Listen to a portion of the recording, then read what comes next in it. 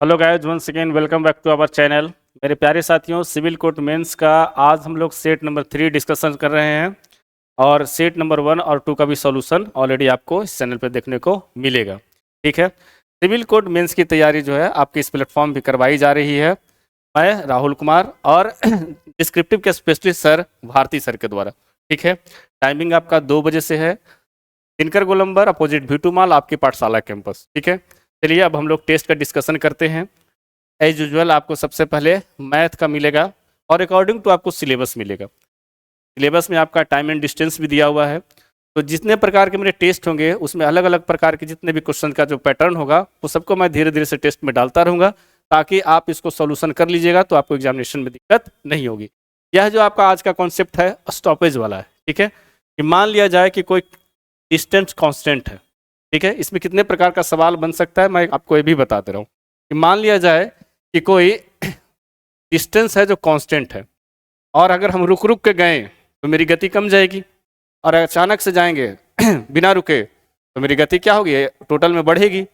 मान लिया जाए कि यह मेरा डिस्टेंस है और हम अगर रुक रुक के जाते हैं तो वही डिस्टेंस तय करने में हमको समय ज़्यादा लगेगा, तो मेरा क्या होगा, स्पीड कम जाएगा। ठीक है, तो मान लिया जाए कि स्पीड मेरा कितना हो गया, 65 किलोमीटर प्रति घंटा। पहले मैं आपको एक कॉन्सेप्ट समझा दे रहा हूँ, उसके बाद मैं सवाल को बता दूंगा। और अगर हम बिना रुके जाते हैं तो समय कम लेंगे, तो मेरा क्या होगा, स्पीड मेरा ज़्यादा होगा। तो मान लिया जाए कि बिना रुके गए तो कितना, 80 किलोमीटर प्रति घंटा। रुक रुक के गए, समय मुझे ज़्यादा लगा, तब कितना हो गया, स्पीड 65 किलोमीटर प्रति घंटा हो गया। ठीक है, तो इस स्थिति में आपको बतलाने के लिए बोलेगा कि बताइए कि टोटल समय जो है स्टॉपेज में कितना लगा। तो क्या करना है कि स्पीड जो है विदाउट रुके, ठीक है ना, विदाउट स्टॉपेज माइनस स्पीड, है ना, विथ स्टॉपेज। आपको मैं फॉर्मूला बता दे रहा हूं, विथ स्टॉपेज, विथ स्टॉपेज बटा क्या करना है आपको, स्पीड विदाउट स्टॉपेज। समझे बात को। तो पहला कंडीशन क्या होगा कि अगर बिना रुकेगा तो स्पीड उसकी तो ज़्यादा होगी क्योंकि कम समय में पहुंचेगा, और रुक रुक के जाएगा तो स्पीड उसका ऑटोमेटिक कम जाएगा क्योंकि वो क्या समय ज़्यादा लेगा। और यहाँ पे आपको क्या हो जाएगा, नीचे में भागा देना है आपको बिना रुके हुए वाले स्पीड से। तो 80 में से 65 गया, कितना बचा, 15 बचा, बटा 80 हो जाएगा। लेकिन इस तरह के सवाल आपको क्या करेगा, मिनट में पूछेगा, तो घंटा को मिनट में बनाने के लिए हम लोग क्या करेंगे, 60 से गुना कर देंगे। ठीक है, काट कूट के देखेंगे कट के आएगा मेरा जितना, तो कर लीजिएगा। काट लेता हूँ मैं, ये मेरा कटेगा 20 तिया 60, बीचों का 80, यानी मेरा कितना कट गया, 15 तिया 45 बटा, ये मेरा 45 लिखा हुआ है। ठीक है, यानी 15 तिया क्या हो गया, 45 बटा कितना हो गया, 4, तो 22.5, और 22.5 का फिर आधा कितना हो गया, 11.25, यानी इस हिसाब से गया वो। तो 11 मिनट और 25 सेकंड क्या किया था, रुका था, तब जाके उसकी स्पीड कितनी हो गई थी, 80 से जाके 65 हो गई थी। तो एक तो आपको इस प्रकार का सवाल मिलेगा तो इस प्रकार का बना लीजिएगा। आपको क्या होगा, यहाँ पे स्पीड वेरी कर रहा है, लेकिन यह जो मैंने क्वेश्चन दिया है यहाँ पे आपका टाइम वेरी कर रहा है। समझना है, या स्पीड के कॉन्सेप्ट से आएगा तो मैं वो बना लूंगा, अगर टाइम का स्पीड से, टाइम के कॉन्सेप्ट से आएगा तो मैं ये सवाल बना लूंगा। तो कह रहा है कि 9 घंटे में कितना जाता है, 351 किलोमीटर जाता है, और रुक रुक के जाता है तो उसको कितना घंटा लग जाता है, 13 घंटा लग जाता है।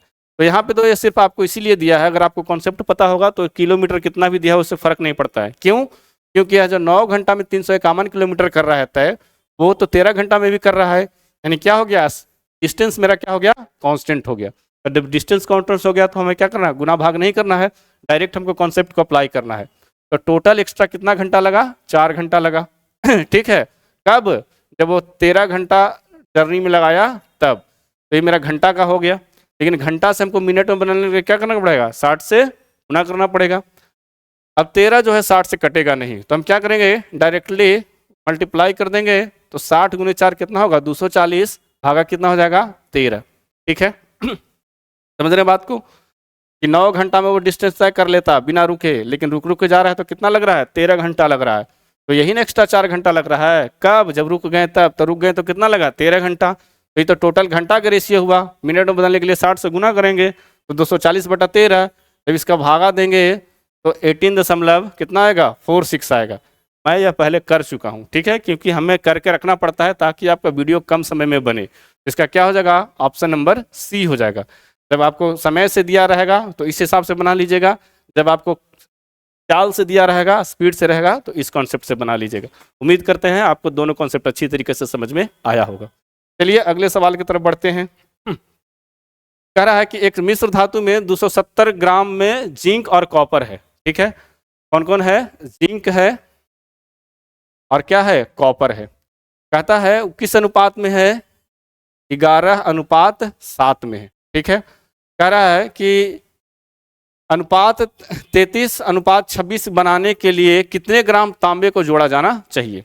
अब बात समझिए, दो प्रकार का क्या है अलॉय में, मिश्रण में आपका दो प्रकार का क्या है, आपका एलिमेंट है। एक आपका क्या है, जिंक है, एक आपका कॉपर है। तो किसी एक का मिलाने की अगर बात किया होगा तो कोई आपका एक कांस्टेंट होगा। अगर हमें तांबा मिलाने की बात की रह जाएगी तो जिंक क्या होगा, कांस्टेंट होगा। अगर जिंक मिलाने की बात करिएगी तो क्या होगा, तांबा मेरा कांस्टेंट होगा। तो सवाल में ये देखना है कि कांस्टेंट कौन सा है। तो ऐड क्या कर रहे हैं, तांबा ऐड कर रहे हैं, यानी जिंक मेरा क्या है, कांस्टेंट है। तो जिंक मेरा कांस्टेंट है और रेशियो बाद में कितना बन जाएगा, 33:26 बन जाएगा। तो जब मेरा जो टर्म कांस्टेंट रहेगा उसको हम लोग क्या करेंगे, इक्वल करेंगे। तो यहाँ पे पहले मेरा कितना था, 11, बाद में कितना हो गया, 33। जिंक मेरा कांस्टेंट है, जिंक नहीं बदल रहा है, तो उसे हमें बराबर करने के लिए ऊपर में 3 से गुना करना पड़ेगा, ठीक है। जब बाद में गुना करेंगे तो कितना हो जाएगा ये मेरा हो जाएगा 33:21, ठीक है। और ये तो मेरा इतना ही तो बनाना ही है, 33 अनुपात कितना हो जाएगा, 26, ठीक है। तो अब जो नहीं बदला मेरा टर्म क्या है, जिंक नहीं बदला, और बदला जो टर्म क्या है मेरा, कॉपर बदला। तो कितना हुआ, 21 से हो गया 26, यानी कितना चेंज हुआ, 5। अब टोटल कितना था पहले आपका मिश्र धातु में, 270 ग्राम, ठीक है। उम्मीद करता हूँ कि आपको इधर दिख रहा है। तो 270 ग्राम था, वो किसका वैल्यू था, दोनों मिला के, जिंक और कॉपर के मिला के। तो 33 और प्लस 21 आपका हो जाएगा 54, ठीक है। तो 54 कितना अनुपात में है, 54 5 से कटेगा, ठीक है। यानी 1 रेशियो बराबर कितना हो जाएगा, 5। तो यहाँ बढ़ा कितना, 5 रेशियो। तो 5 रेशियो जब बढ़ाएंगे तो इसके लिए 5 से गुना करना पड़ेगा, यानी 25 ग्राम, ठीक है। ये आपका आंसर हो गया। आपको इस प्रकार के सवाल में देखना है कि एक कोई आपका कांस्टेंट होगा, दोनों का रेशियो हमको बराबर करना पड़ेगा। एक आपका जब एक दोनों में से एक आपका बराबर हो जाएगा तो कौन कितना बढ़ रहा है, कौन कितना घट रहा है, आपको ये पता चल जाएगा। फिर दोनों को क्या करना है, मिश्र धातु दोनों को मिला के है, तो उस हिसाब से फिर एक का रेशियो निकाल लीजिएगा। जितना बढ़ेगा घटेगा उसके बाद हम लोग क्या कर देंगे, गुणा कर देंगे, ठीक है। चलिए अगला सवाल की तरफ बढ़ते हैं। अगला सवाल है आपका सिलेबस में दिया हुआ है CI, ठीक है। तो सवाल मैंने इसलिए रूप से दिया है कि यह अर्धवार्षिक है, ठीक है। अर्धवार्षिक दे, त्रिमासिक दे, है ना, वार्षिक संयोजित दे, तो उस प्रकार आपको कैसे बैठाना है, ठीक है। तो आपका प्रिंसिपल जो है मूलधन वो कितना है, 50,000 है, ठीक है, 50,000, ठीक है। समय आपका 1 वर्ष था यहाँ पे, ठीक है।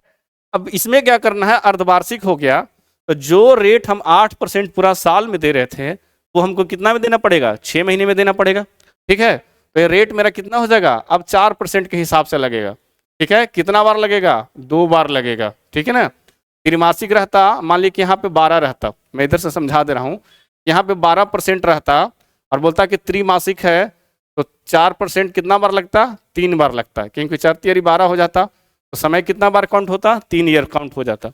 तो यही बस आपको समझाने के लिए मैंने सवाल दिया है, ठीक है।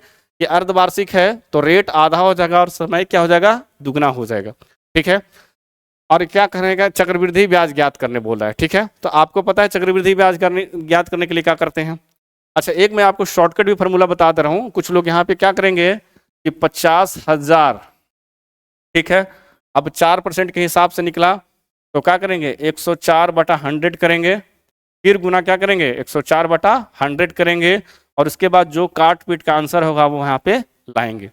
आप ये नहीं समझिए कि जब एक ही % बार बार जब रिपीट हो रहा है तो आप ये फार्मूला भी जानते होंगे, a + a² बटा क्या होता है, 100 होता है, ठीक है। तो अगर हम इसके लिए रिगार्डिंग में करें तो 4 प्लस कितना हो जाएगा, 4, और 4 को 16 बटा क्या हो जाएगा, 100, यानी 4 4 8.16, अगर इसी का हम 8.16 निकाल देंगे तो मेरा कितना चक्रवृद्धि ब्याज होगा वो मालूम हो जाएगा। तो ये मेरा क्या हो जाएगा, डायरेक्ट हो जाएगा। ठीक है, तो अब क्या करते हैं हम लोग, इसी को क्या करते हैं शॉर्टकट तरीके से बना लेते हैं। इससे भी कैलकुलेट कीजिएगा उतना ही आंसर आएगा। ठीक है, और इससे भी कैलकुलेट करिएगा तो इतना ही आंसर आएगा। बस ये आपका शॉर्ट फॉर्म हो गया। ठीक है, यहाँ पे मैं आपको बना दे रहा हूँ। तो ये हो गया आपका 50,000। ठीक है, गुने 8.16%। ठीक है, 2 जीरो से 2 जीरो मेरा कट गया। ठीक है, 8 पचे 40, 4,000 मेरा ये हो गया, और 16 पचे 80, तो 4,080 मेरा क्या हो जाएगा, आंसर हो जाएगा। ऑप्शन नंबर सी हो जाएगा। ठीक है, चलिए अगले सवाल की तरफ बढ़ते हैं।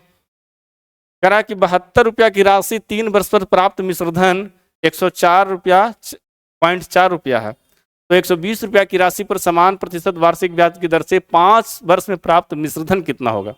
देखिए आपके सिलेबस में क्या था, टाइम एंड डिस्टेंस था, उससे सवाल मैंने दिया। आपके सिलेबस में क्या है, बेसिक परसेंटेज था, मिशन एंड एलिगेशन कहिए या रेशियो कहिए, किसी में से आ सकता है सवाल, मैंने वो करवाया। इसके पहले मैंने CI करवाया। अगला जो सवाल है आपका वो SI से है। तो कह रहा है कि मूलधन कितना है मेरा 72 रुपया, यानी P बराबर कितना है मेरा 72। अमाउंट जो मेरा मिश्रधन है, ए से क्या करते हैं मिश्रधन को डिनोट करते हैं, तो वो क्या है 104.4 है। तो यानी हम SI अगर ज्ञात करेंगे सिंपल इंटरेस्ट, तो 104.4 में से अगर 72 घटाएंगे मेरा क्या आ जाएगा, सिंपल इंटरेस्ट निकल जाएगा। तो घटा के आएगा कितना मेरा 32.4 आएगा। ठीक है, समय मेरा दिया हुआ है, टी मेरा कितना दिया हुआ है 3 वर्ष दिया हुआ है। ठीक है, और प्रिंसिपल मुझे पता है। तो अब हमें रेट निकालना है, तो रेट बराबर क्या हो जाएगा 3.24 इंटू 100 बटा 72 इंटू क्या हो जाएगा 3 ईयर हो जाएगा। ठीक है, कटेगा ये कितना मरतबे 25 चौका 100 कटेगा, ये मेरा कटेगा 18 चौका 72। देखिए 18 का स्क्वायर कितना होता है 324 होता है, लेकिन यहाँ पे क्या होगा 1.8 होगा, क्योंकि दशमलव के बाद 2 जीरो है। ये मेरा कटेगा तो कितना कटेगा 0.6 से कटेगा, और 25 का कितना होता है 150, तो दशमलव के बाद एक अंक का जीरो घटाएंगे, इस तरह से लिखिए चाहे इस तरह से लिखिए, आएगा इतना ही मेरा। तो कितना हो गया 15%, यानी हम लोग रेट निकालिए 15%। ठीक है, इसका स्मॉलेस्ट तरीका भी हो सकता है जिससे आप निकाल सकते हैं। मैं आपको पूरा का पूरा बेसिक तरीके से समझा दे रहा हूँ। अब जो मेरा नया प्रिंसिपल कितना होगा 120 रुपया, 120 रुपया मेरा प्रिंसिपल हो गया। रेट हम निकालें कि जिसका वो इंटरेस्ट आएगा उसी पे, तो 15% रेट हो गया। ठीक है, और समय इसमें कितना दिया हुआ है 5 बरस दिया हुआ है। अब यहाँ पे हम क्या करेंगे, इसको काटा पीटी करेंगे, तो 20 छः का 20 से है ना 20 पचे 100, ये मेरा कट जाएगा कितना मरतबे 3 मरतबे, तो हो गया क्षेत्रीय 18, 18 पचे 90, तो 90 तो मेरा सिंपल इंटरेस्ट हो गया। लेकिन सवाल में मुझे क्या पूछा है मिश्रधन, और मिश्रधन कब निकलता है जब प्रिंसिपल में हम लोग क्या करते हैं सिंपल इंटरेस्ट जोड़ देते हैं, तो मेरा क्या होता है मिश्रधन हो जाता है, यानी ये मेरा हो जाएगा 210। तो जो मेरा ऑप्शन नंबर ए है वो आपका ये क्या है सही जवाब है। ठीक है, थोड़ा सा आपको काम करना पड़ा, इसका मैं शॉर्टकट तरीका भी बता सकता हूँ, कोई बड़ी बात नहीं है, लेकिन आप कम से कम एक बार बेसिक जानने का प्रयास करें। ठीक है, अगला सवाल जो है आपका टाइम एंड वर्क से है। ठीक है, टाइम एंड वर्क का ये जो है कि इतने दिन बाद अगर कोई काम छोड़ देता है तो बाकी का काम कैसे कंप्लीट होगा। क्या कर रहा है कि राम किसी काम को है ना, राम जो है किसी काम को क्या करते हैं 7/3 दिन में कितना करता है भाई 1/3 काम करता है। ठीक है, और श्याम जो है वो क्या करता है 2 दिन में क्या करता है 1/3 काम करता है। ठीक है, अब हमें एक काम के लिए क्या करना पड़ेगा, राम के लिए ये मेरा क्रॉस मल्टीप्लिकेशन हो जाएगा 7 इंटू 3 बटा क्या हो जाएगा 3, यानी ये मेरा कट जाएगा। तो राम किसी भी काम को कितना दिन में करता है 7 दिन में, और यह तो इधर चला जाएगा क्रॉस मल्टीप्लिकेशन हो जाएगा, श्याम किसी काम को कितना दिन में करता है 6 दिन में।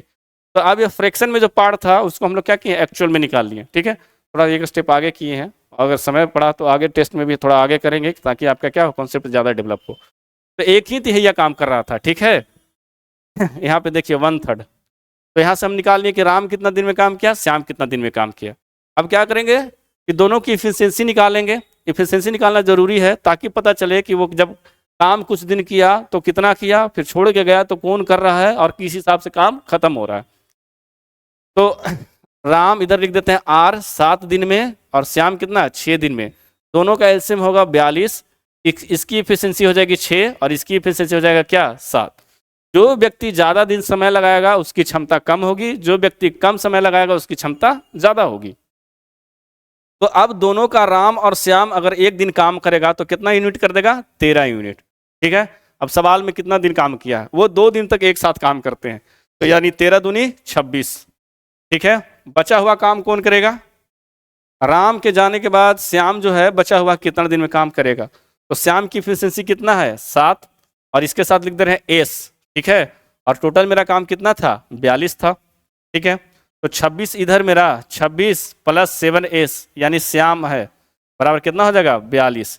अब इधर से घटाएंगे, इधर मैं लिख दे रहा हूँ 7s इजकल टू हो जाएगा 42 में से 26 जाएगा तो घटाते हैं 6 और 2 1 3 16 हो जाएगा। ठीक है, 26 6 6 12 2 1 3 1 4, तो 7s इजकल टू कितना है मेरा 16, तो एस इजकल टू कितना हो जाएगा 16/7, 7 दूनी 14 यानी 2.2/7। जो बचा हुआ काम है वो श्याम 2.2/7 दिन में कंप्लीट करेगा। ऑप्शन नंबर ए इसका सही जवाब है। ठीक है, अगला सवाल की तरफ बढ़ते हैं। कह रहा है कि एक टीम में 11 खिलाड़ियों का औसत वजन 70 किलोग्राम है। देखिए सवाल जो भी है आपके, ये आपके सारे प्रचलित सवाल हैं, बिहार के जितना भी एग्जामिनेशन होता है इसमें इस तरह के पूछे जाते हैं सवाल, वो चाहे सिक्कों का कॉन्सेप्ट हो, वो चाहे सिर और पैर गिरने का कॉन्सेप्ट हो, चाहे एवरेज से वजन घटने का सवाल हो। टोटल आपको अकॉर्डिंग टू सिलेबस ही सारे क्वेश्चन आपको ऐड किया जा रहा है, और आपको इस पर इतना काम करके जाना है कि पेपर जब आप बैठे हैं तो पूरा कॉन्फिडेंट होकर क्या करें इस चीज़ों को जवाब दें। कह रहा है कि 11 खिलाड़ियों का औसत वजन कितना है 70 किलो है। ठीक है, और एक नया खिलाड़ी ऐड हो गया। ठीक है, और जो खिलाड़ी ऐड हुआ 12वां व्यक्ति, तो उसका जो वजन है औसत वजन से जितना है वो क्या है 12 खिलाड़ियों का औसत वजन से 11 अधिक है। सवाल समझने का कोशिश कीजिएगा। ठीक है, the average weight of 11 player in a team is 70 and new player is added, weight of 20th person is more than the new average. अब सवाल समझिए लैंग्वेज, अगर लैंग्वेज समझ गए तो सवाल बनाने में आपको कोई दिक्कत नहीं है। 11 खिलाड़ियों का जो वजन है औसत वजन 70 किलो, 12वां पर्सन जैसे ही ऐड हुआ तो जो टोटल 12 का जो औसत होगा उसमें 11 ज़्यादा वजन है किसका 12वां खिलाड़ी का। तो बोल रहा है इसमें से मैंने, हालांकि सवाल मैंने ज़्यादा ऐड कर दिया। ठीक है, कि 12वें व्यक्ति का वजन निकालिए, 12 खिलाड़ियों का कुल वजन निकालिए, 12 खिलाड़ियों का औसत निकालिए, ताकि एक सवाल से आपको इसमें 3 सवाल बन जाए। ठीक है, अब देखिए मान के चलिए कि 12 टोटल 12 खिलाड़ी है, तो 12 खिलाड़ियों का औसत वजन कितना हो जाएगा आपका x मान लेते हैं। ठीक है, तो 12 खिलाड़ियों का औसत वजन कितना होगा x। आपको 11 खिलाड़ी का तो दिया हुआ है। ठीक है, 11 खिलाड़ी को दिया हुआ है आपका, तो 11 गुने 70 हो जाएगा। 12वां का क्या है, 12वां का जो वजन है औसत वजन से इसका क्या है 11 ज़्यादा है, यानी x प्लस क्या हो जाएगा 11, और 12 खिलाड़ियों का औसत वजन कितना माने थे x माने थे, तो 12 में x हो जाएगा। ये मेरा इक्वेशन सेट हो गया। ठीक है, तो इसको जब हम कैलकुलेट करेंगे तो 770 plus x plus 11 equal to क्या हो जाएगा 12x। x को इधर ले जाएंगे, 11 इधर जोड़ेंगे, तो 781 इजकल टू क्या हो जाएगा 11x। ये मेरा क्या है 71 का मल्टीपल है, तो x बराबर क्या हो जाएगा 71 हो जाएगा। ठीक है, अब इसमें जिस चीज़ का चाहिएगा उस चीज़ का आप बना सकते हैं। ठीक है, मैंने वहाँ पे निकाल के आपको बता दिया। अब आप कमेंट बॉक्स में ये तीनों सवाल का जवाब दीजिएगा कि 12 खिलाड़ियों का वजन क्या होगा, 11 जोड़ देंगे। ठीक है, 12 खिलाड़ियों का कुल वजन कितना होगा, है ना, एवरेज निकाल के इसको भी गुना करके बता सकते हैं। 12 खिलाड़ियों का औसत वजन क्या होगा। तो ये तीनों सवाल का जो जवाब है आपको कमेंट बॉक्स में देना है। अच्छा, सोचिए कि सवाल को हमें शॉर्ट में करना होगा तो इसका तरीका कैसे होता है, इधर मैं बता दे रहा हूँ। जैसे 11 खिलाड़ी है, इसका वजन कितना होता है 70 किलो होता है, और एक जो बाद में एक्स्ट्रा ऐड हुआ वो टोटल औसत से कितना ज़्यादा है 11 ज़्यादा है। तो यह जो x है टोटल खिलाड़ियों का वजन औसत वजन उससे ज़्यादा 11, तो जो 11 एक्स्ट्रा है वो किस में बटेगा, इसमें बटेगा। ठीक है, अगर थोड़ा आप कॉन्सेप्ट जानते होंगे तो इस चीज़ों को समझ रहे होंगे, नहीं तो फिर आपका बेसिक मेथड तो है ही। तो 11 जब बटे गया तो सब में 1 बटा होगा, तो कितना हो जाएगा 71 हो जाएगा। यहीं पे आप सवाल बना सकते थे, कोई बात नहीं, प्रैक्टिस करते करते सबको आ जाएगी। चलिए अगला सवाल कह रहा है 7 नंबर सवाल है मैथ का कि अलग अलग रोड क्रॉसिंग पर ट्रैफिक लाइट क्रमशः 13 सेकंड, 39 सेकंड और 91 सेकंड के बाद बदलती है। कहता है कि 10:15 में वो एक साथ अगर बदलते हैं तो अगली वो एक साथ कब बदलेंगे। एलसीएम का कॉन्सेप्ट है, ठीक है। किसका किसका एलसीएम निकालना है? 13 का, ठीक है, 39 का और 91 का, ठीक है। और इसका एलसीएम निकालेंगे तो 13 तो पहले कॉमन हो जाएगा मेरा, ये 1 हो जाएगा, 13 × 39, 13 × 7 = 91। तो 13 × 3 × 7, तो ऐसा करते हैं 39 × 7, चाहे 21 गुने क्या कर देते हैं, 21 × 13 कर देते हैं, ठीक है। 21 दिया क्या हो जाएगा 63, और ये मेरा हो जाएगा 21, यानी कितना हो जाएगा 273, यानी 273, ठीक है। अब ये मेरा क्या हुआ, सेकंड हुआ, तो यहाँ तो मिनट में बदलेगा ना भाई। मिनट में कहीं 10:15 हुआ है, तो जितना भी ऑप्शन है मिनट सेकंड में है। तो मिनट में हम लोग बदलने के लिए क्या करते हैं, 60 से भागा करते हैं। तो 60 × 4 हम यहीं पे कर देते हैं, तो 4 तो इसे मेरा हो गया 240, और 240 से ज़्यादा 73 कितना बड़ा है, 33 बड़ा है, ठीक है। तो 4 मिनट और 33 सेकंड के बाद जो है वो लाइट पुनः एक साथ क्या होगी, जलेगी। तो 10:15 में था, ठीक है, और 4 मिनट 33 सेकंड हम ऐड करेंगे तो क्या हो जाएगा मेरा 10:30 और 33 सेकंड में लाइट वो क्या है, एक साथ जलेगी। Option number D is the right answer, ठीक है। चलिए नेक्स्ट क्वेश्चन कह रहा है कि एक आदमी, ठीक है, 1 रुपये में 7 संतरे की दर से कुछ संतरे खरीदता है और 40% लाभ प्राप्त करने के लिए उसे 1 रुपये में कितने संतरे बेचे, ठीक है। मैं इसका थोड़ा सा कॉन्सेप्ट का चर्चा कर दे रहा हूँ, ठीक है। जैसे मान लिया जाए कि एक व्यक्ति 7 रुपया में 8 गो संतरा क्या करता है, खरीदता है, ठीक है, खरीद रहा है, और 3 रुपया में वो क्या करता है, 7 के हिसाब से बेचता है, ठीक है। पूछता है इस तरह का सवाल, तो पूछता है कि इस मतलब कितना % का लाभ हुआ, कितना % का हानि हुआ। चाहे यहीं पे आपका कि 1 रुपया में कितना के हिसाब से बेचे। थोड़ा सा मैं इस कॉन्सेप्ट को चर्चा करता रहूँ ताकि बाद में सवाल को समझाने में कोई दिक्कत ना हो। जब 7 संतरा का क्या है, सीपी है जो 8 रुपया है, तो एक का क्या हो जाएगा, सीपी यहाँ पे लिखेंगे तो हो जाएगा मेरा 8/7।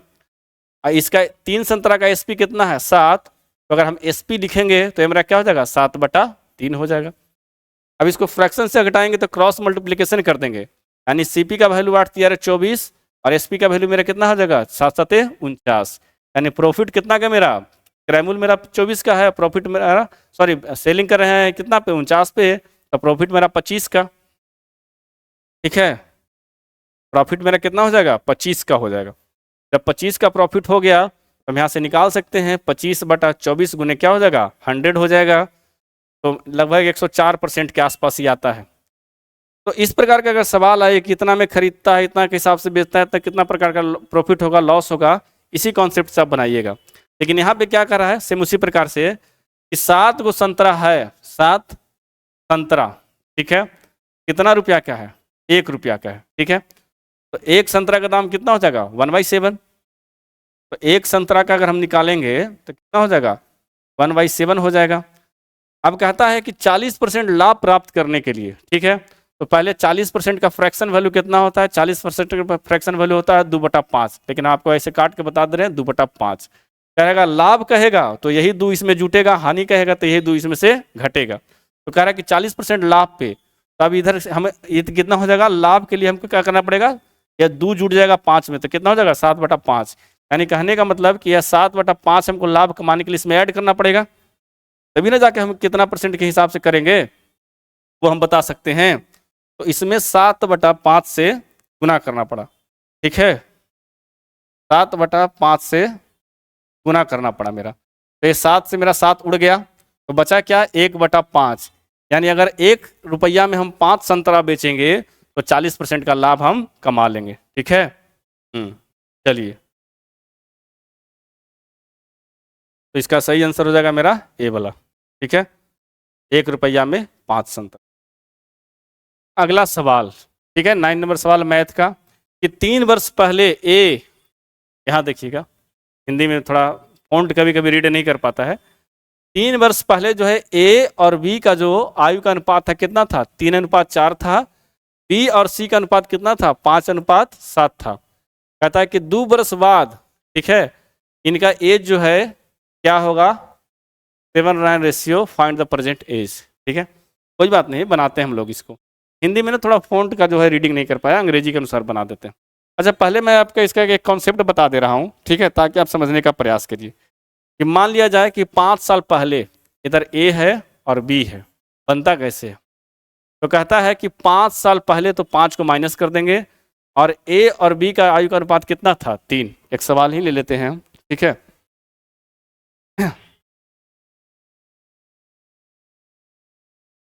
3:5 ले लेते हैं, ठीक है।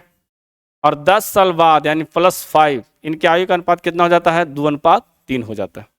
समझने का प्रयास कीजिएगा, फिर इसको ये सवाल आपको इजी लगने लगेगा कि 5 वर्ष पहले जो था इनका आयु का अनुपात 3:5 था, 10 वर्ष बाद क्या हो जाता है, 2:3 हो जाता है। अब यहाँ पे डिफरेंस कितना आ रहा है, यहाँ पे आ रहा है 2 का, यहाँ पे डिफरेंस कितना आ रहा है, 1 का। तो ऐसे प्रकार के सवाल के लिए सबसे पहले आपको क्या करना पड़ेगा, डिफरेंस को इक्वल करना पड़ेगा। यानी नीचे मेरा 2 से गुना होगा, ठीक है। तो अब क्या जाएगा मेरा, नीचे हो जाएगा मेरा 2 दूनी 4 और 3 दूनी 6, ठीक है। तो क्या हो जाएगा, दोनों जगह क्या हो जाएगा मेरा, यहाँ भी 1 का अंतर, 3 से 4 हुआ, यहाँ मेरा कितना हुआ 5 से 6 हुआ। और इधर दोनों 5 साल पहले 10 साल बाद, तो क्या हो गया, 15 हो गया। यानी 1 का वैल्यू मेरा कितना हो गया, 15 हो गया, ठीक है। 1 का वैल्यू मेरा कितना कंसीडर हुआ, 15। तो इस प्रकार से हम लोग क्या करते हैं, यूनिट निकालते हैं। अब जितना का पूछेगा हम उतना का बता देंगे, ठीक है। मान लिया जाए कि हमसे पूछे कि 10 साल बाद उनकी उम्र कितना है, तो इसमें गुना कर देंगे, तो 15 चौका कितना हो जाएगा 60, ए का कितना हो जाएगा 60 साल, और बी का कितना हो जाएगा 90 साल हो जाएगा। तो ये मेरा कॉन्सेप्ट रहा। अब सवाल में यहाँ क्या है कि 3 साल पहले जो है ए और बी की आयु का अनुपात कितना है, 2:3 है। ये वाला मैं इरेज कर दे रहा हूँ, ये बस समझाने के लिए मैंने आपको किया, ठीक है। सवाल है कि 3 साल पहले, तो 3 माइनस लिखेंगे, ए और बी के आयु का अनुपात कितना है, 3:4 है, कोई बड़ी बात नहीं है। कहता है कि 2 साल बाद, यानी पहले 2 साल बाद, कहता है कि उनकी आयु का अनुपात कितना है, 5:7 है, ठीक है, 5:7 है, ठीक है। सॉरी नहीं, यहाँ पे बी और सी है, माफ कीजिएगा।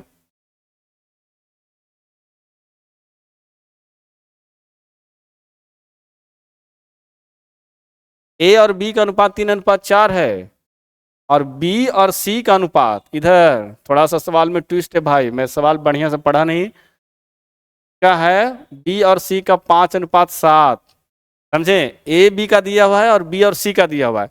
अब कह रहा है कि 2 साल बाद ए और बी का जो अनुपात है वो है 7:9। क्या होता है ना, एक्चुअली स्मार्ट बोर्ड पे ना आप इधर से देखते हैं तो सारी चीज़ें क्लियरेंस नहीं हो पाती है, ठीक है। एक तो हिंदी में ही फॉन्ट इसका गलत रीड कर लिया है। तो ये मेरा कितना है, 7:9 है, ठीक है।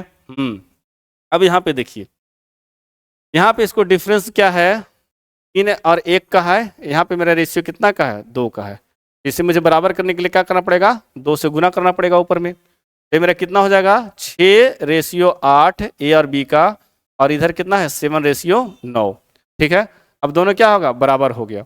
तो 1 का वैल्यू कितना आया मेरा, 1 का वैल्यू 3 और 2 5, माइनस में है तो ऐसा नहीं समझ लेना कि -3 है और +2 है तो क्या होगा -1, नहीं भाई, ये 3 साल पहले का है, फिर बीच में 0 होगा, फिर 2 साल बाद का होगा, तो टोटल कितना हो गया 5, ठीक है। अब कह रहा है इस हिसाब से हम लोग निकाल सकते हैं ए और बी का उम्र। तो जब 1 यूनिट 5 के बराबर है तो 6 यूनिट कितना के बराबर हो जाएगा, 30 के बराबर, ठीक है। और यहाँ से 5 से गुना करेंगे तो कितना हो जाएगा, 40 के बराबर। लेकिन हमें पूछा है किसका, फाइंड द एज ऑफ सी का वर्तमान आयु पूछा है। बात समझिए, सवाल को थोड़ा एक स्टेप हम आगे बढ़ाए हैं। ए और बी को तो हम निकाल लिए, ए मेरा 30 साल, बी मेरा कितना 40 साल। अब बी अनुपात सी मेरा यह है 5:7।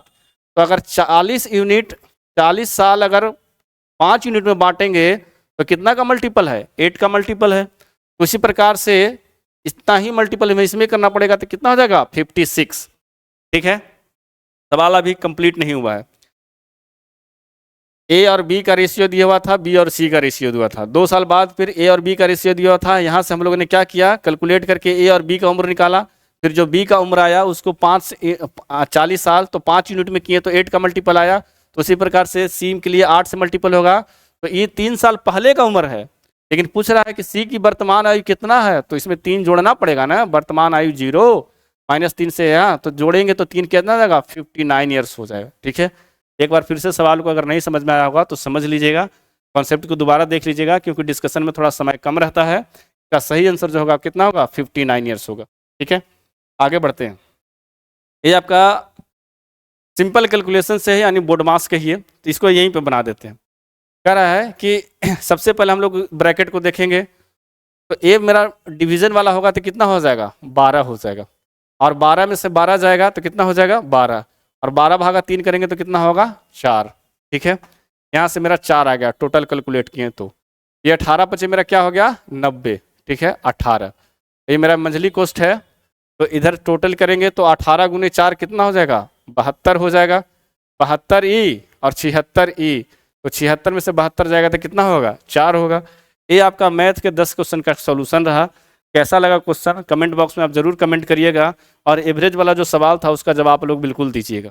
ठीक है, अब आते हैं रीजनिंग पे। कहता है कि एक निश्चित भाषा में 1 2 3 4 का मतलब है गो मॉर्निंग वॉक, और 1 5 6 7 का मतलब है सर्च फॉर गुड न्यूज, और 6 5 3 का मतलब है मॉर्निंग न्यूज सर्च।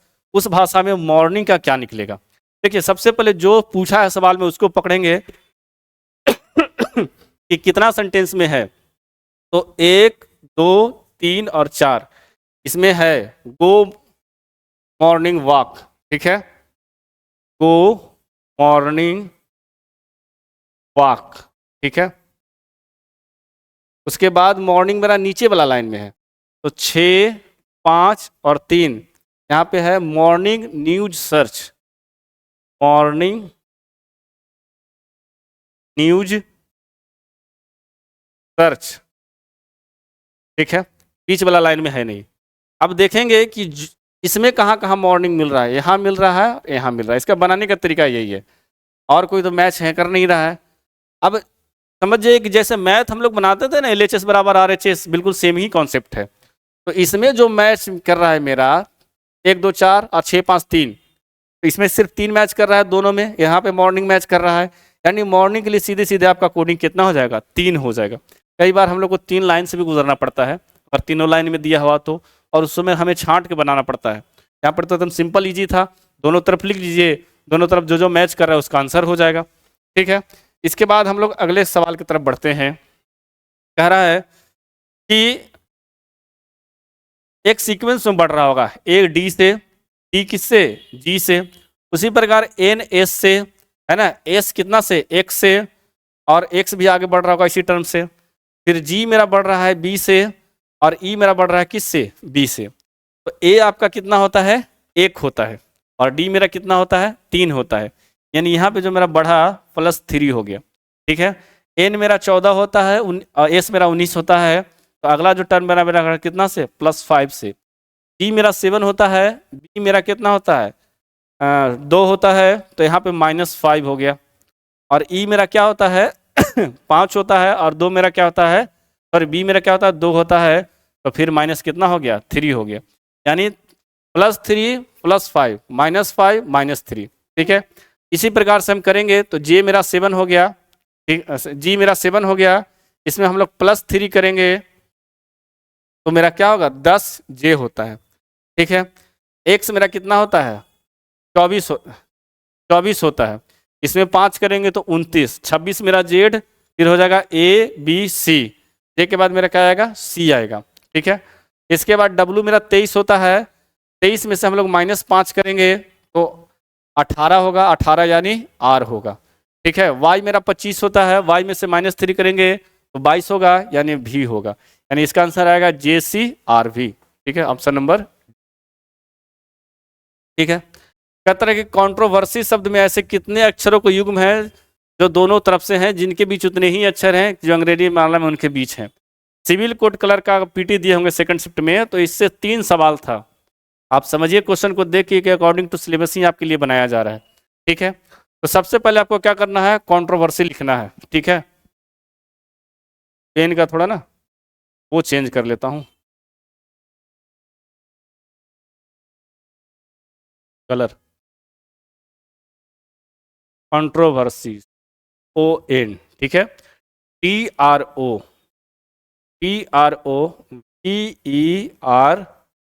VERSY, ठीक है।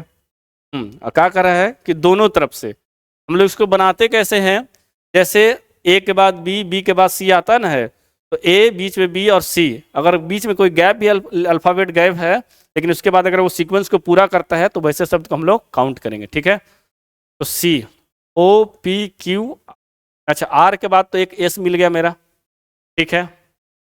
OPQ, PQR, OPQR, ठीक है। एक मेरा ए वाला मिल गया, आर वाला। OPQRS भी हो सकता है, 3 तो मेरा यहीं पे मिल गया। NO रिवर्स में भी है, आगे पीछे, 4 मेरा मिल गया, ठीक है। ऑप्शन है 1 2 3, ठीक है। अगर 3 से ज़्यादा है तो डायरेक्ट 6 तक तो जाएगा ही, लेकिन इसको एक बार बना के देख लिया जाए, ठीक है। NO, RSRS, TUV, इसके बाद क्या हो जाएगा मेरा, भी हो जाएगा, SUV, और ठीक है। ऊपर में 2 हो गया, नीचे OPQR, एक मेरा ये हो जाएगा, ठीक है। O से लेके R तक। देखिए डिस्कशन करते हैं तो पहले से भी हम लोग बनाए हुए रहते हैं, है ना। ऐसा बात नहीं है कि सर आए बड़ा झटाक से बना दी, जो बात है रियलिटी है वही मैं बताता हूँ, ठीक है। ये है, और इसका आंसर क्या आएगा, 6 आएगा। तो इस तरह के भी आपको पीटी में सवाल देखने को मिलेगा, ठीक है। सॉरी मेंस में सवाल देखने को मिलेगा। अगला, ठीक है। कह रहा है कि ईसा का जो अजीत जो है ब्रिज का भाई है।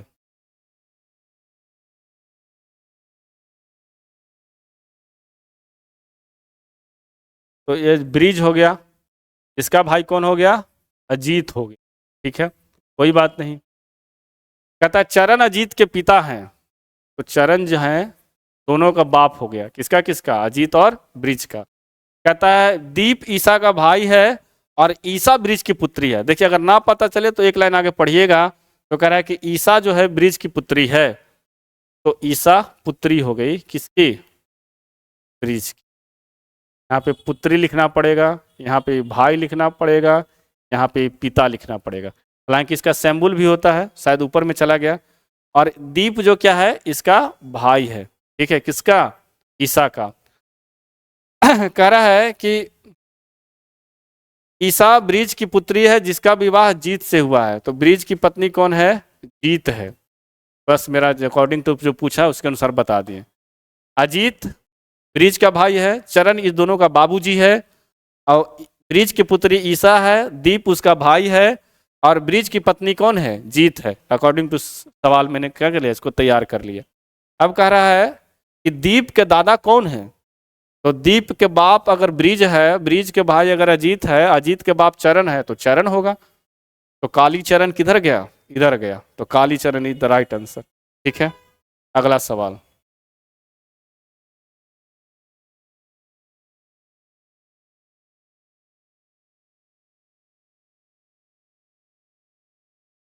कह रहा है किसी कूट भाषा में द को कितना लिखा गया है, 800, ठीक है। तो THE को कितना लिखा गया है, 800 लिखा गया है। कैसे लिखा गया होगा भाई, तो T मेरा कितना होता है अल्फाबेट के अनुसार, नंबर 20। H मेरा कितना होता है, 8 होता है, और E मेरा कितना होता है, 5 होता है, ठीक है। का मल्टीप्लाई फैक्टर 8 दूनी 16, 16 पचे 80, 800, यानी इसका मल्टीपल है। T मेरा यहाँ पे कितना होगा, T मेरा होगा 20 होगा, O मेरा कितना होता है 15, यानी 300। ये भी सेटिस्फाई कर जा रहा है। उस हिसाब से एंड का निकालने के लिए हमें क्या करना पड़ेगा, एंड मेरा 1, N मेरा 14, D मेरा 4, 14 चौका कितना होगा 56, 56 द राइट आंसर, ठीक है। नेक्स्ट क्वेश्चन, इस तरह का भी आपको आएगा। कह रहा है 61 और 23 का संबंध किससे है? 1405 से। उसी प्रकार 43 और 11 का संबंध किससे है? 475 से। तो 66 और 10 का संबंध किससे होगा? अब देखिए, जब भी दो संख्या का रिजल्टेंट अगर बड़ा दिख रहा हो तो या तो क्या होगा, गुना किया होगा या तो कभी क्या स्क्वायर के टर्म में रहा होगा। ठीक है, तो 61 गुना अगर हम 23 करें तो इसका जो मेरा आएगा जवाब 3 18 2 और 6 दूनी कितना होगा? 12। ठीक है, तो 3 हो गया, 8 2 10 हो गया, 2 1 3 1 4 हो गया, इतना हो गया, यानी 1403 के आसपास। कितना है? 1403। यानी कितना बड़ा है? 2 बड़ा है, तभी जाके कितना हुआ? +2 हुआ तो 1405 हुआ। उसी प्रकार से इसको हम लोग करके देखते हैं, इसको भी चेक करना पड़ेगा, इतना ही आएगा। तो 66 गुने 10 660 हो गया, और प्लस इसमें 2 करेंगे तो कितना हो गया? 662 हो गया। तो 662 इधर इसका राइट आंसर। ठीक है, नेक्स्ट क्वेश्चन। आपका सिलेबस में सिलोजिज्म भी है। ठीक है, क्या करा है कि कुछ मोबाइल लैपटॉप है, तो मान लिया जाए कि कुछ मोबाइल है रेड कलर से, है ना, और ये जो क्या है, कुछ जो है क्या है, लैपटॉप है जो आपका पिंक से है। ठीक है, पिंक दे रहा हूँ, ज़्यादा बेहतर लगेगा कि मेरा है मोबाइल। ठीक है, ये मेरा क्या है? लैपटॉप। ठीक है, कुछ मोबाइल लैपटॉप है। कह रहा है कि कोई लैपटॉप कंप्यूटर नहीं है, तो कंप्यूटर के लिए हम अलग कलर ले लेते हैं, ब्लू ले लेते हैं। कहता है कि कोई लैपटॉप क्या है? कंप्यूटर नहीं है, तो C फॉर कंप्यूटर। और कह रहा है कि सभी फोन कंप्यूटर है, यानी क्या है, तो हम ले लेते हैं रेड कलर से। ठीक है, कि सभी जो फोन है वो क्या है? कंप्यूटर है। अब यहाँ पे निष्कर्ष करा कि कम से कम कुछ मोबाइल कंप्यूटर है, मोबाइल यहाँ कंप्यूटर यहाँ नो कनेक्शन। ठीक है, नहीं सेटिस्फाइज करता है निष्कर्ष नंबर 1। कहता है कम से कम कुछ फोन लैपटॉप है, फोन इधर लैपटॉप इधर, नो अटैचमेंट नहीं, तो नाइदर 1 और नॉर 2 फॉलोज। ठीक है, ना एक फॉलो करता है ना दूसरा फॉलो करता है। ठीक है, सवाल नंबर नेक्स्ट तरह है कि T का संबंध जो M से होगा, M का संबंध जो F से होगा, F का संबंध जो किससे होगा? Y से होगा। ठीक है, उसी प्रकार R का संबंध M से होगा, M का संबंध H से होगा, H का संबंध C से होगा। तो एक खास प्रकार का पैटर्न को क्या करेगा? फॉलो करेगा। तो T कितना होता है आपका? 20 होता है। 20 से कितना आ गया? M 13 आ गया, यानी कि इसमें -7 हुआ तो 13 आ गया। ठीक है, इसके बाद R 18 होता है, 18, और A कितना पे गया मेरा? 13 पे आ गया, यानी अगला जो टर्म घटा है मेरा -5 होगा।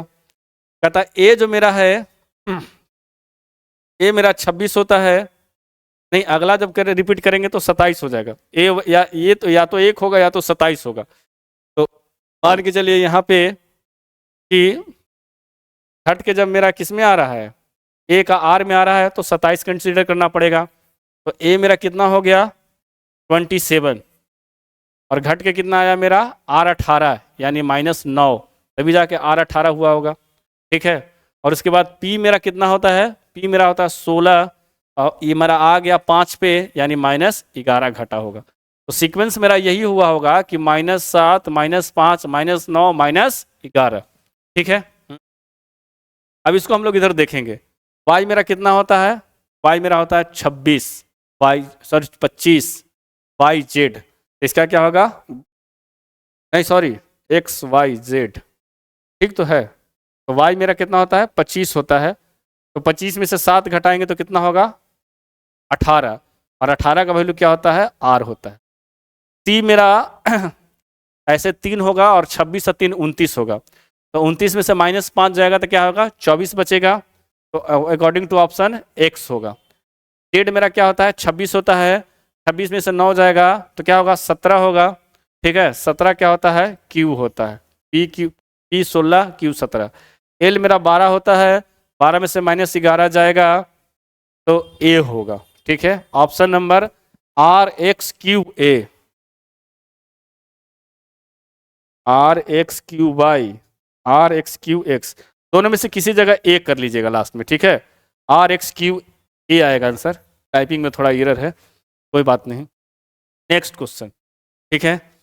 कहता है कि 5 व्यक्ति जो है, जो सभी पार्क के सम्मुख बैठा हुआ है। तो मान लिया जाए कि इधर कोई बड़ा मस्त पार्क है, ठीक है, पार्क। चलिए पार्क को बता दिए, इसका लिख देते हैं पिंक से। इधर जो है उसके सम्मुख में क्या व्यक्ति बैठा हुआ? 5 गो, 1 2 3 4 और 5, ठीक है। कहता है जो सभी पार्क के सम्मुख बैठे हुआ है, कहता है कि ए जो है, ए डी और सी,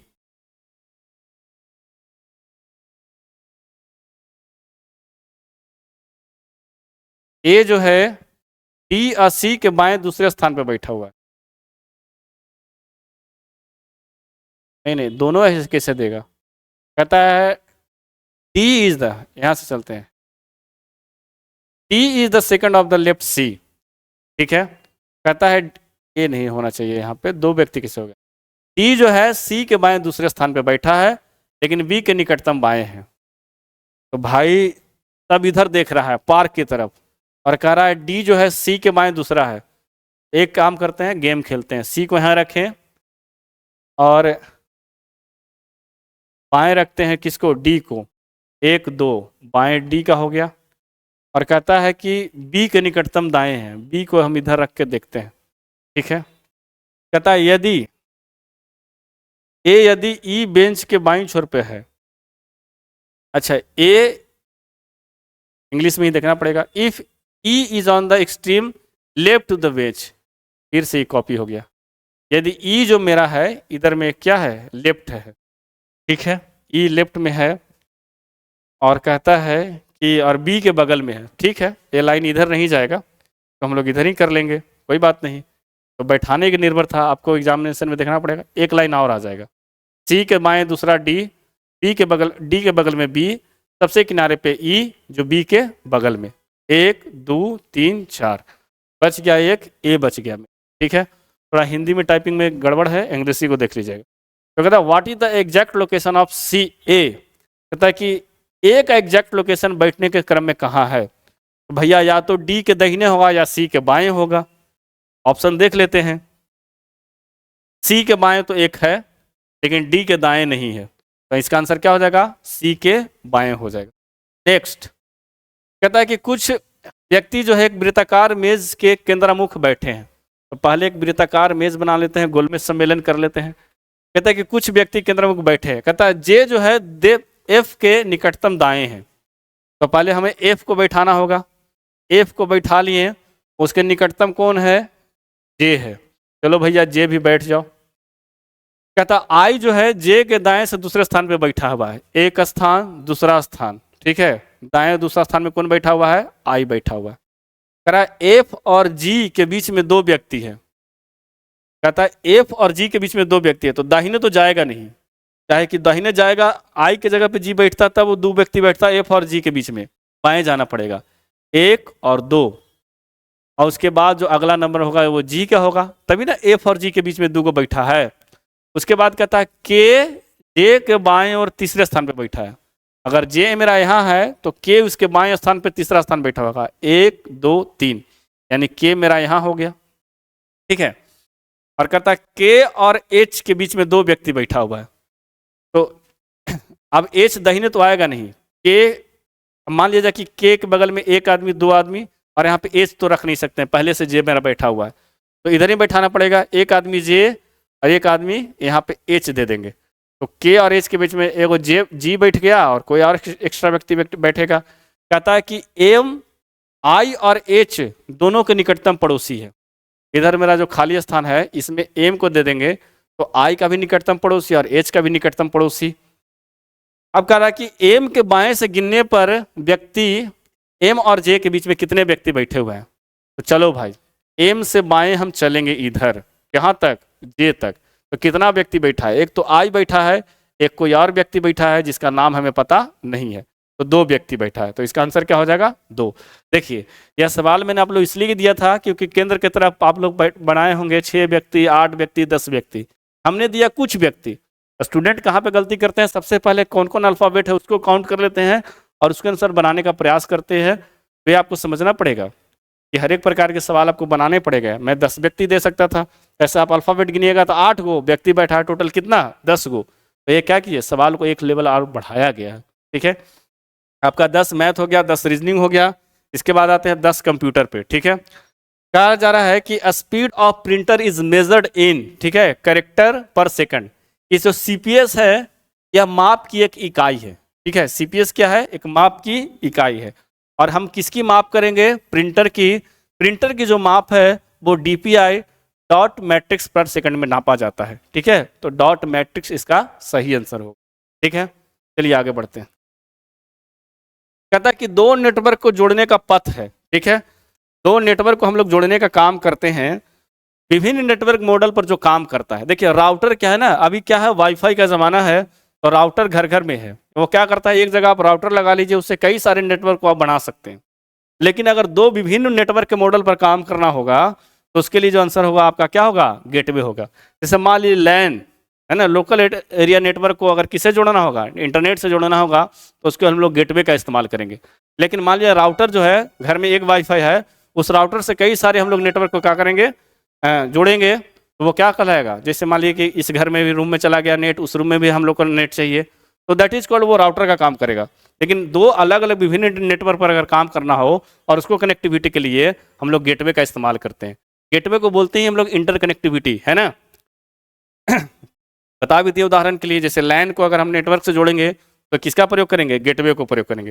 लेकिन वही नेटवर्क को हम लोग विस्तार अगर करना होगा तो उसके लिए क्या होगा, राउटर का प्रयोग करते हैं, हम लोग घर घर में करते हैं। ठीक है, तीसरा नंबर है। ठीक है, आगे सवाल है, कह रहा है CMOS, ठीक है, सेटअप यूटिलिटी खोलने के लिए किस की का उपयोग किया जाता है। ठीक है, तो CMOS का फुल फॉर्म पहले जान लीजिए, मैं लिख के भी लाया हूं। कॉम्प्लीमेंट्री मेटल ऑक्साइड सेमीकंडक्टर होता है, पूछ भी सकता है पेपर में। ठीक है, CMOS, ठीक है, इसका होता है कॉम्प्लीमेंट्री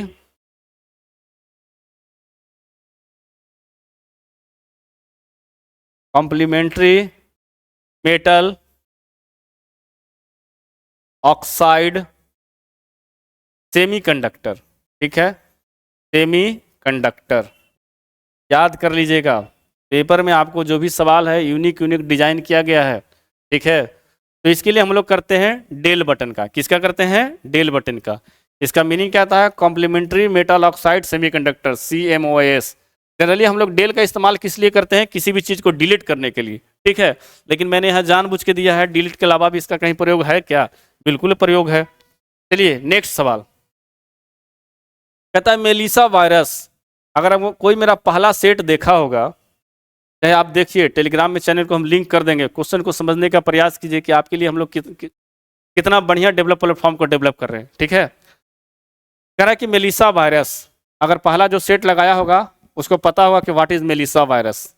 मैक्रो वायरस का ही पार्ट है, और मैक्रो वायरस के बारे में उसमें बताया था कि वो किस प्रकार के फाइल को क्या करता है, कि चाहे किसके द्वारा फैलता है, चाहे मैक्रो वायरस कहाँ पे इन्फेक्ट करता है। जो सेट नंबर 1 लगाया होगा उसको सेट नंबर 3 में कोई तक दिक्कत नहीं है। तो Melissa virus is the part of macro virus and it infects Microsoft word. ठीक है, क्या करेगा, माइक्रोसॉफ्ट वर्ड के द्वारा क्या करता है, मेलिसा वायरस फैलता है। अगर किन्हीं को पता हो ट्रोजन वायरस के बारे में तो जरा बताइएगा कि ट्रोजन वायरस क्या है। ठीक है, इसको हॉर्स ट्रोजन के भी नाम से जानते हैं। नेक्स्ट, कहता है मेमोरी यूनिट भाग है। ठीक है, तो मेमोरी यूनिट किसका भाग है, बताया जरा जाए। तो आप पढ़े होंगे CPU के बारे में, CPU सेंट्रल प्रोसेसिंग यूनिट, है ना, ब्रेन ऑफ द कंप्यूटर। तो CPU के 3 भाग होते हैं मेरे भाई। एक होता है आपका मेमोरी, ठीक है, मेमोरी यूनिट। दूसरा होता है आपका कंट्रोल यूनिट, ठीक है, और तीसरा जो आपका होता है ALU यानी अर्थमेटिक लॉजिकल यूनिट। ठीक है, तो memory unit the part of central processing unit. ठीक है, नेक्स्ट क्वेश्चन, किसी भी डाटा लिंक पर एक पैकेट को क्या कहा जाता है। इस प्रकार का सवाल PT के एग्जामिनेशन में भी पूछा था। ठीक है, तो इसका सीधे सीधे आंसर है आपका फ्रेम होगा। ठीक है, किसी भी डाटा लिंक पर एक पैकेट को क्या कहा जाता है, फ्रेम कहा जाता है। पाथ तो जानवे करते हैं रास्ता, ग्रुप और ब्लॉक भी जान ही रहे हैं। ठीक है, कंप्यूटर के किस पीढ़ी ने मशीन कोड को प्रोग्रामिंग भाषा के रूप में इस्तेमाल किया। अब देखिए कितना हम लोग एडवांस हो चुके हैं कि एआई पे हमको लोग काम कर रहे हैं। अब जो अगला जनरेशन है हम लोग क्या करते हैं, एआई पे काम कर रहे हैं। ठीक है, सोचिए कि सबसे पहले अगर कंप्यूटर डेवलपमेंट हुआ होगा वो क्या था, मशीनी भाषा का हम लोग प्रयोग करते थे। तो फर्स्ट जनरेशन जो मेरा था वो बिल्कुल क्या का था, मशीनी पे था। अब देखिए कंप्यूटर पढ़ रहे हैं तो कंप्यूटर के बारे में जनरेशन को पढ़िए, किसका कैसे टेन्योर है, किस पीढ़ी में कौन सा इस्तेमाल किया गया प्रोग्रामिंग भाषा के लिए, है ना, उस पीढ़ी में कौन कौन से कंप्यूटर का निर्माण हुआ, जैसे एडीवैक है ना, ये सब। तो वो सब चीज़ें को देखना है। मैंने इसका सेट इस प्रकार का क्वेश्चन पहला वाला सेट में डाला था। अगला है कि हम लोग जो बाइनरी जो डिजिट को करते हैं, जो 0 और 1 के क्रम में होता है, ठीक है, 0 और 1 अब क्या है, बाइनरी डिजिट का पार्ट है। तो बाइनरी डिजिट प्रदर्शन किस में होता है, इसको हम लोग लिखते किस में है, बाइट में, बिट्स में, वर्ड में और निबल में। ठीक है, तो इसका जो सही जवाब है वो क्या होगा, बिट्स होगा। ठीक है, और 1 बाइट बराबर कितना होता है, 8 बिट्स होता है। ठीक है, और 1 निबल बराबर कितना होता है, 4 बिट्स होता है। ठीक है, इस सब को देखना है। तो बाइनरी डिजिट 0 और 1 बिट्स में प्रदर्शित होते हैं।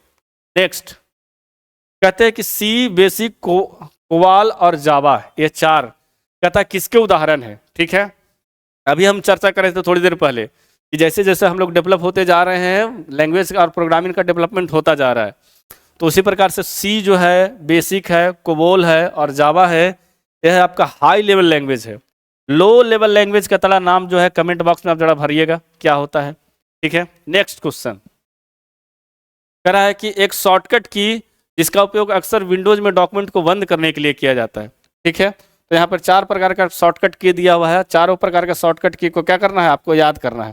ठीक है, तो कहता है कि Ctrl+W है ना, किसी भी विंडोज के डॉक्यूमेंट को बंद करने के लिए, मान लीजिए कि हम कोई वर्ड पे काम कर रहे हैं, मैं वर्ड खोल के काम कर रहे हैं, भैया बंद कर दो, Ctrl+W लगा दो, वो विंडोज बंद हो जाएगा। ठीक है, Ctrl+R सबको पता है रिफ्रेश करने के लिए। ठीक है, रिफ्रेश करने के लिए क्या होता है, Ctrl+R। Ctrl+ESC है ना, विंडोज के स्टार्ट मेन्यू को खोलने के लिए। ठीक है, लिख दे रहे हैं यहाँ पे, स्टार्ट मेन्यू को खोलने के लिए। ठीक है, मेन्यू को खोलने के लिए। और Ctrl+Shift+ESC टास्क मैनेजर को खोलने के लिए। किसको, टास्क मैनेजर को खोलने के लिए हम लोग क्या करते हैं, इसका इस्तेमाल करते हैं। तो ये आपका 30 ऑब्जेक्टिव रहा। ठीक है, इसके बाद जो डिस्क्रिप्टिव का कंप्यूटर का था कि 5 जो है आपका उसका फुल फॉर्म लिखना रहता है। आपको इस प्रकार से आएगा कि शॉर्ट एब्रिविएशन का क्या करना है, फुल फॉर्म लिखना है। तो एनियक है, इसका क्या होता है कि electronic numerical integrator and computer. मुझे याद सारा का सारा है, लेकिन अगर कोई स्पेलिंग मिस ना हो जाए इसके चलते हम सहारा लेते हैं। इसमें क्या होता है कि टीचर की रॉयल्टी घट जाती है कि अगर कोई शिक्षक जो है बोर्ड पर लिखता है तो सारे विद्यार्थी देखते हैं, तो इस हिसाब से क्या हो जाएगा, कम जाएगा। तो इसका मीनिंग होता है इलेक्ट्रॉनिक,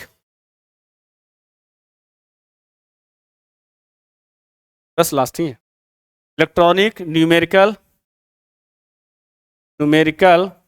ठीक है, इंटीग्रेटर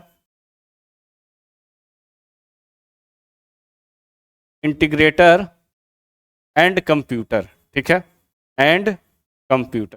ठीक है, तो एनए का क्या फॉर्म होता है, electronic numerical integrator and computer, Mbps. अब बहुत सारा बच्चा क्या करेगा, यहाँ पे गलती करेगा, एमबीपीएस का सोचेगा कि मेगा बाइट होगा, है ना, लेकिन मेगा बिट्स होता है। ठीक है, मेगा बिट्स पर सेकंड। ठीक है, मेगा बिट्स पर सेकंड होता है। ठीक है, यूएसबी सबको पता है, यूनिवर्सल सीरियल बस, यूनिवर्सल सीरियल बस। ठीक है, यूआरएल का होता है यूनिफॉर्म रिसोर्स लोकेटर। ठीक है, uniform resource locator. FTP file transfer protocol,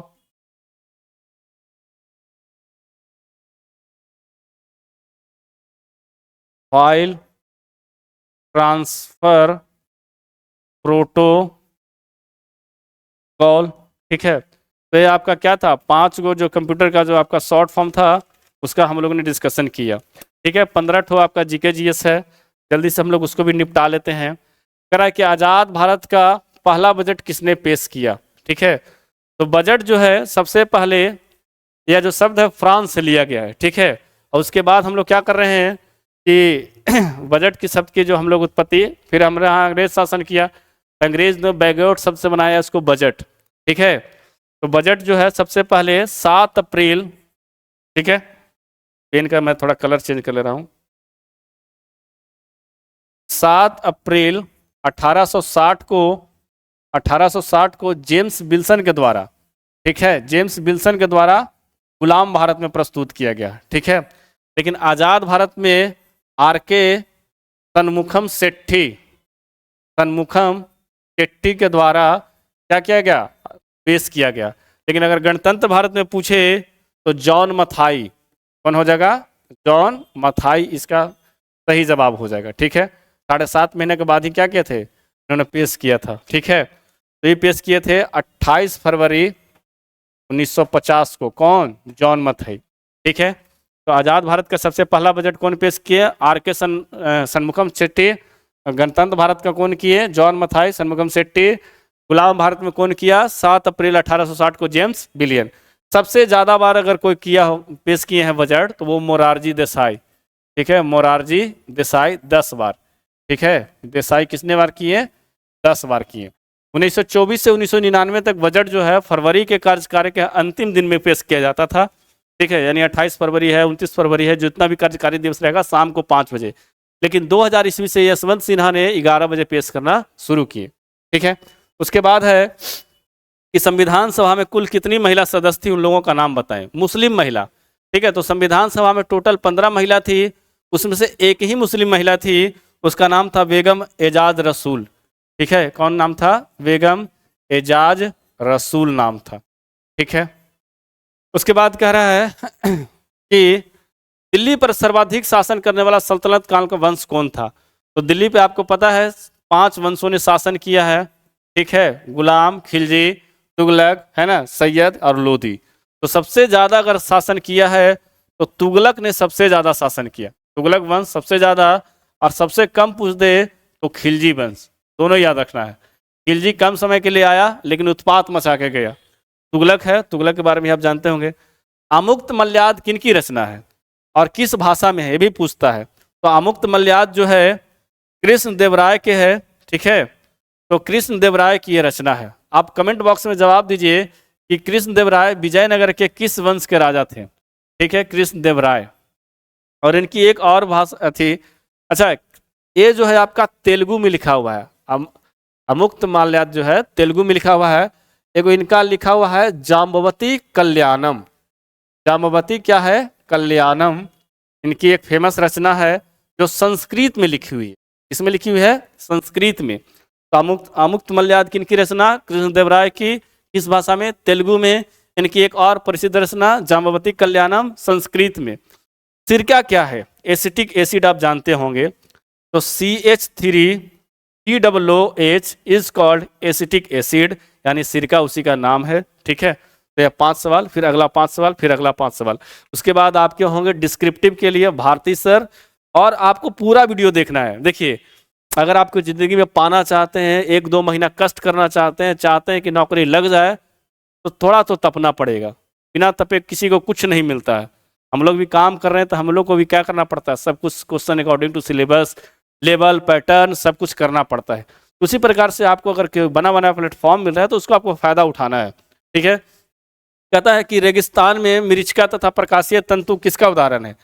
प्रकाशीय तंतु होता है ऑप्टिकल फाइबर, जैसे आपका हीरा का संपूर्ण चमकना। और मृच्छका क्या होता है कि जैसे हम लोग जा रहे हैं, रास्ते में लगता है कि पानी दिख रहा है लेकिन होता नहीं है।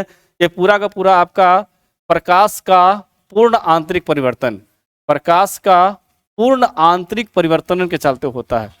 आंतरिक परिवर्तन के कारण यह जो घटनाएं होती है, जैसे हीरा का चमकना, ऑप्टिकल फाइबर, रेगिस्तान में मृच्छका, है ना। कहता है कौन सा पादप हार्मोन वृद्धि रोधक हार्मोन के नाम से जाना जाता है? तो 5 पादप हार्मोन हैं। ठीक है, ऑक्जिन, जिब्रेलिन, साइटोकाइनिन, है ना। अब उसके बाद होगा एबिसिसिक हो गया, और एक आपका हो गया एथिलीन, जिससे आपका क्या होता है? फल पकता है। 5 कौन कौन? ऑक्जिन हो गया, जिब्रेलिन हो गया, साइटोकाइनिन हो गया, एथिलीन, एक एबिसिसिक एसिड होता है, तो उसके कारण क्या होता है, वृद्धि जो है वो रुक जाता है। एबिसिक एसिड अम्ल लिख दे रहे हैं, ठीक है। पांचों हार्मोन के बारे में देख लीजिएगा। ग्रीन मफलर का प्रयोग किया जाता है। अच्छा, मान लीजिए ये सड़क है, तो इसके 2-3 पंक्ति में क्या होता है, पेड़ लगाए जाते हैं पूरा लंबा इधर। तो लोगों को लगता है, हम लोगों को लगता था पहले कि शायद यह पॉल्यूशन के लिए होता है, कि गाड़ियां चल रही है, धूल उड़ रहा है, तो वायु प्रदूषण के चलते। गलत, ध्वनि प्रदूषण के चलते। किसके लिए? ध्वनि प्रदूषण के चलते ग्रीन मफलर, ठीक है। ग्रीन मफलर जो है वो ध्वनि प्रदूषण के लिए इस्तेमाल किया जाता है। ग्रीन मफलर क्या है कि सड़क के किनारे 2-3 पंक्ति जो है पेड़ों की लगा दी जाती है। कहता है कि 18वीं लोकसभा में निर्विरोध निर्वाचन किस सीट पे हुआ, उम्मीदवार का नाम क्या था? तो सूरत में हुआ था, सॉरी सूतर लिखा गया है, सूरत में, ठीक है, सूरत बोल था, और इसका था मुकेश दलाल, ठीक है, मुकेश दलाल, ठीक है, मुकेश दलाल। कहता है कि राष्ट्रपति को जानकारी देने के लिए संबंध में प्रधानमंत्री का कर्तव्य किस अनुच्छेद के अंतर्गत आता है? जी भैया, हम प्रधानमंत्री अगर हैं तो हम क्या कर रहे हैं, इसकी सूचना राष्ट्रपति को चाहे अपना कर्तव्य को देने के लिए तो प्रयोग किया जाता है 78 आर्टिकल रिलेटेड टू प्रधानमंत्री ड्यूटीज। अगला है कि उबेर कप का संबंध किस खेल से है? देखिए, यह है आपका बैडमिंटन से। किससे? बैडमिंटन से।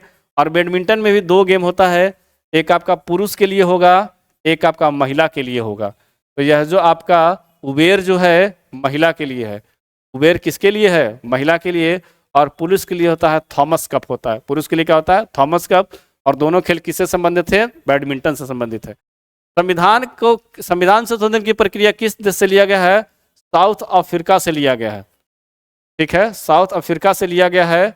और यह जो है 368 के अंतर्गत संविधान संशोधन हम लोग करते हैं। कहते हैं 11वां मौलिक कर्तव्य संविधान संशोधन के द्वारा किस संविधान संशोधन के द्वारा जोड़ा गया?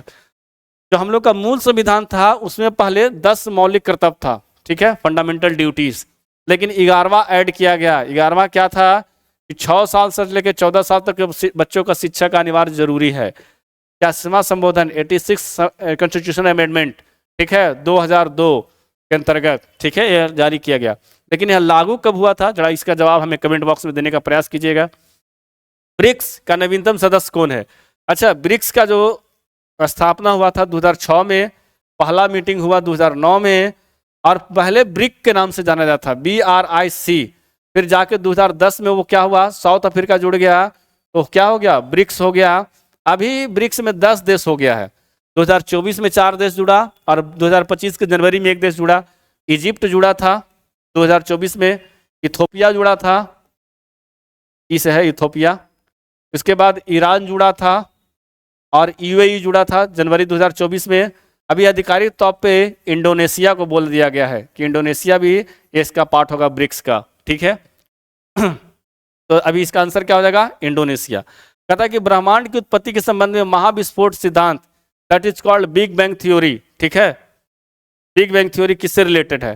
तो जॉर्ज लेमेंतर, ठीक है, जॉर्ज लेमेंतर ने, ठीक है, लेमेंतर साहब ने क्या किया था? बिग बैंग थ्योरी का प्रतिपादन किया था। उनका कहना था कि ब्रह्मांड जो है एक महाविस्फोट से क्या हुआ था, इतना बड़ा ब्रह्मांड जो बना है, एक छोटे से कण में इतना प्रेशर आया है ना, कि धीरे धीरे सेपरेशन करते रह गया, और इसको फाइनली जो मानता है 1927 में दे दिया गया। इसके बाद डिस्क्रिप्टिव का जो है वो भारती सर हम लोग के बीच में आएंगे और वो बताएंगे, और उनका क्लास मेरे क्लास से ज़्यादा ज़बरदस्त होता है। आप उनको देखने का प्रयास कीजिए, तभी आपको डिस्क्रिप्टिव चीज़ें समझ में आएगी कि डिस्क्रिप्टिव वाकई में क्या चीज़ होती है, ठीक है। ये चीज़ें आपको क्लास करने से ही आइडिया पता चलेगा। तो अब हम डिस्क्रिप्टिव के लिए क्या करते हैं? भारती सर को बुलाने का प्रयास करते हैं, ठीक है। और बेहतरीन क्लास है, पूरा का पूरा आपका एप्लीकेशन वगैरह सब अच्छे तरीके से लिखा गया है, कहाँ पे क्या फॉर्मेट में गलती होती है ये सब सर आपको समझाएंगे। उनका बहुत सारा रिजल्टेंट हाई कोर्ट असिस्टेंट में बहुत सारे विद्यार्थी किए हैं, तो आपको बेहतरीन गाइडेंस मिलेगा, ठीक है। साउंड क्लियर है? बिल्कुल क्लियर। चलिए, बिहार सिविल को टेस्ट नंबर 3 हम लोग पहुंच गए हैं सेक्शन डिस्क्रिप्टिव की तरफ, और ये लैंग्वेज हमारा क्या है? इंग्लिश है ना। बहुत इत्मीनान इत्मीनान से देखेंगे। आज पूरे टेस्ट का डिस्कशन हम लोग नहीं करेंगे, है ना। कुछ चीज आज सीखेंगे, कुछ नेक्स्ट टेस्ट में सीखेंगे।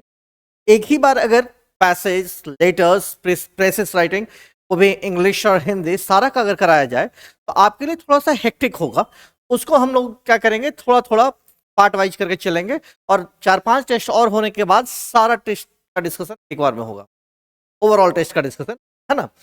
जैसे सेक्शन बी में क्या है डिस्क्रिप्टिव में कि write an essay in about 150 words on any of the following topics. 2 topic दिया गया है बच्चा, human rights in India and next one is role of media. ठीक है, आज मैं इसका दोनों का पैराग्राफ या दोनों का ऐसे तो मैं नहीं बताऊंगा, लेकिन हाँ थोड़ा सा इसके ऊपर एक फॉलोअप में लेना चाहता हूं कि आखिर आप क्या करेंगे जब ऐसे राइटिंग आए, तो उसके लिए आप क्या करेंगे। उसके लिए पॉइंट्स होते हैं जिसको आपको कंसीडर करना होता है। पहला तो ये, इनके बारे में आपको आइडिया होना चाहिए, इनके बारे में आपको आइडिया होना चाहिए, है ना। देखते हैं कि क्या क्या है, थोड़ा सा एक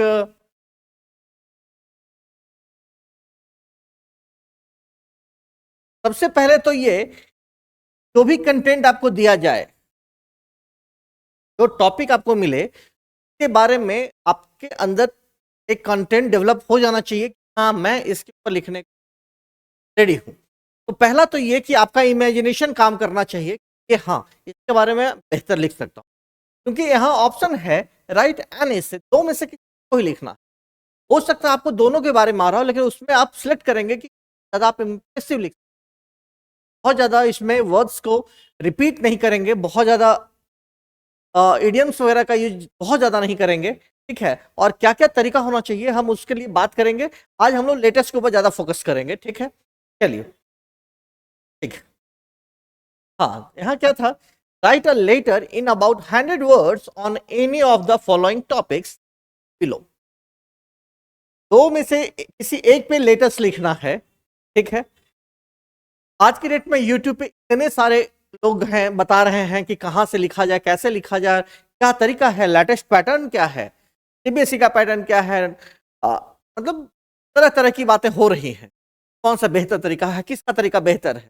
हम नहीं कहते ये मेरा तरीका बेहतर है, हम बस ये जानते हैं कि आपको सिविल कोर्ट में कैसे होना है ना, आपका एग्जामिनेशन कैसे क्वालिफाई हो जाए, हम उसके ऊपर सिर्फ बात करेंगे।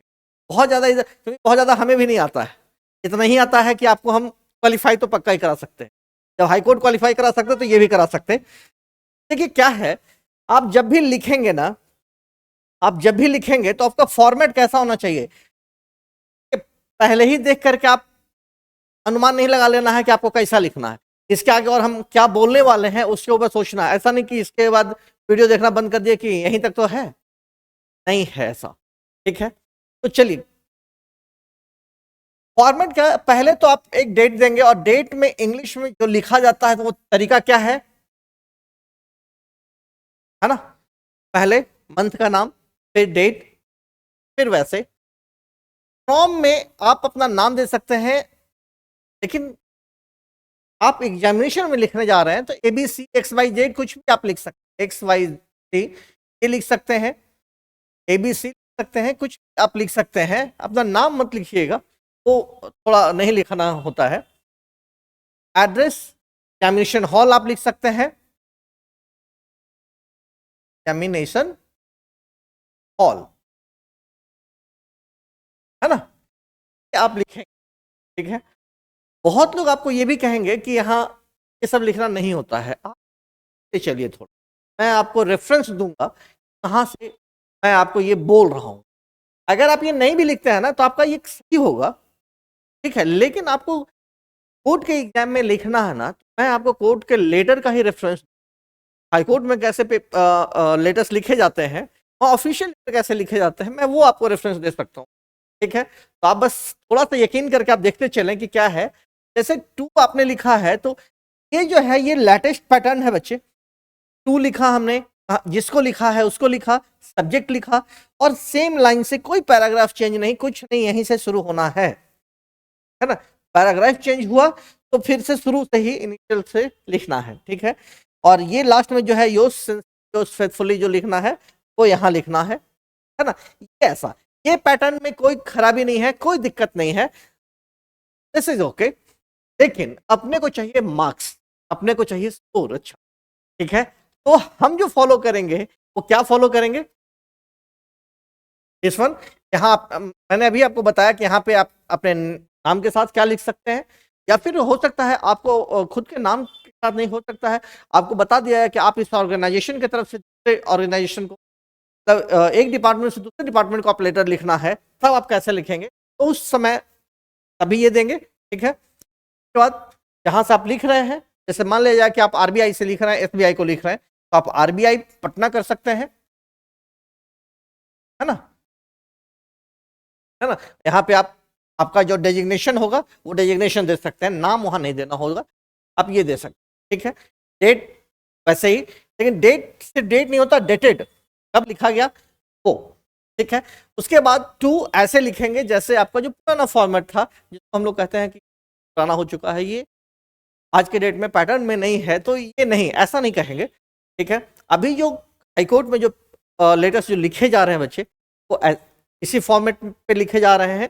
और देखिए सबसे बड़ी बात ये है कि आप लोग बहुतों ने क्या किया है कि सर के साथ रेस्पेक्टेड लगा दिया है, क्या किया है, रेस्पेक्टेड लगा दिया है, जो कि क्या है, गलत है। सर या madam, it means already this word is respected, तो अगर आपने ये लगाया इट मीन्स कि ये क्या हो गया, सुपरफ्लुअस एक्सप्रेशन हो गया, तो यहां सिर्फ सर और मैम लिखेंगे या मैडम लिखेंगे, ठीक है। चलिए, और ऐसे ही छोड़ते हुए चलेंगे, रेस्पेक्टेड नहीं लिखना है, ठीक है। जहां ये खत्म हो उसके नीचे से यहां से आगे से शुरू करनी है, जहां पैराग्राफ चेंज हो यहां से करना, पुराना वाला तरीका है।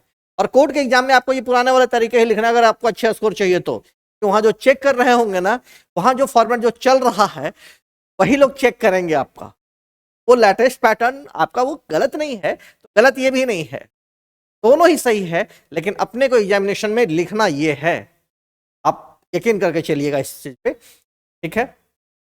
चलिए, हाँ, इसमें एक चीज और आप थोड़ा गौर करेंगे कि योर नहीं योर्स होता है, तो थोड़ा वर्ड्स थोड़ा करेक्ट होना चाहिए, है ना, तो आप ऐसे ही लिखते चलेंगे। तो इसमें हमने जैसे लिखा है, एक लेटर लिखना था कमिश्नर को, है ना, ड्राइविंग लाइसेंस इशू करने के लिए एक लेटर लिखना है, किसको, कमिश्नर को। किस कमिश्नर को, ट्रांसपोर्ट कमिश्नर। तो ट्रांसपोर्ट कमिश्नर एड्रेस दे देंगे, कहाँ कहाँ के लिए लिखना है, स्टेट पिन कोड दे सकते हैं आप, वहां लिखना है, request for issuance of driving licence. तो madam, I hope this letter finds you well, पहले लेटर में नहीं होगा कि आप अच्छे होंगे, that is, I hope this letter finds you well. I am waiting to request, sorry, I am writing to request you the issuance of a driving license. ये sentence आप नहीं भी लिखें तो चलेगा, आप अपने बारे में यहाँ लिख सकते हैं कि मैं कौन हूं और मैं क्या आपको रिक्वेस्ट कर रहा हूं। यहाँ आप अपने बारे में लिख सकते हैं, आई एम, के बाद लिख सकते हैं, I am writing to request the issuance of a driving license. I have successfully completed the mandatory driving license test and submitted all necessary documents including proof of identity and residence. मैंने apply कर दिया है ना, जो भी mandatory documents है और mandatory driving test है सारा कुछ मैं दे चुका हूं, ठीक है। Proof of residence and identity proof जो है दोनों मैं दे चुका हूं, है ना।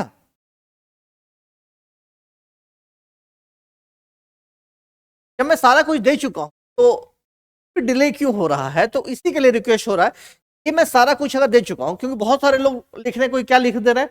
आज ही मैंने एक बच्चे का चेक किया तो उसमें लिखा था कि मैं एक बार गाड़ी लेकर निकल गया और मुझे फाइन हो गया, तो इस चीज से बचने के लिए मुझे ड्राइविंग लाइसेंस की जरूरत है। पहली बात तो ये लेटेस्ट में आपका निगेटिव इम्पैक्ट नहीं आना चाहिए, और ऊपर से तो कोर्ट वाले लोग हैं।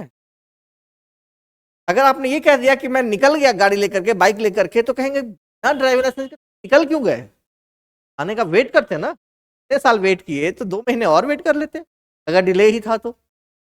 आज जो लेटर लिख रहे हैं और पहले लिख ले, है ना। तो ऐसा लेटर कभी नहीं होना चाहिए कि जिससे कि सामने वाले पे एक निगेटिव इम्पैक्ट पड़े। और लॉफुल भी होना चाहिए सारा कुछ। तो उसके बाद लिखना है I kindly request you to process my application and issue the driving licence at the earliest convenience.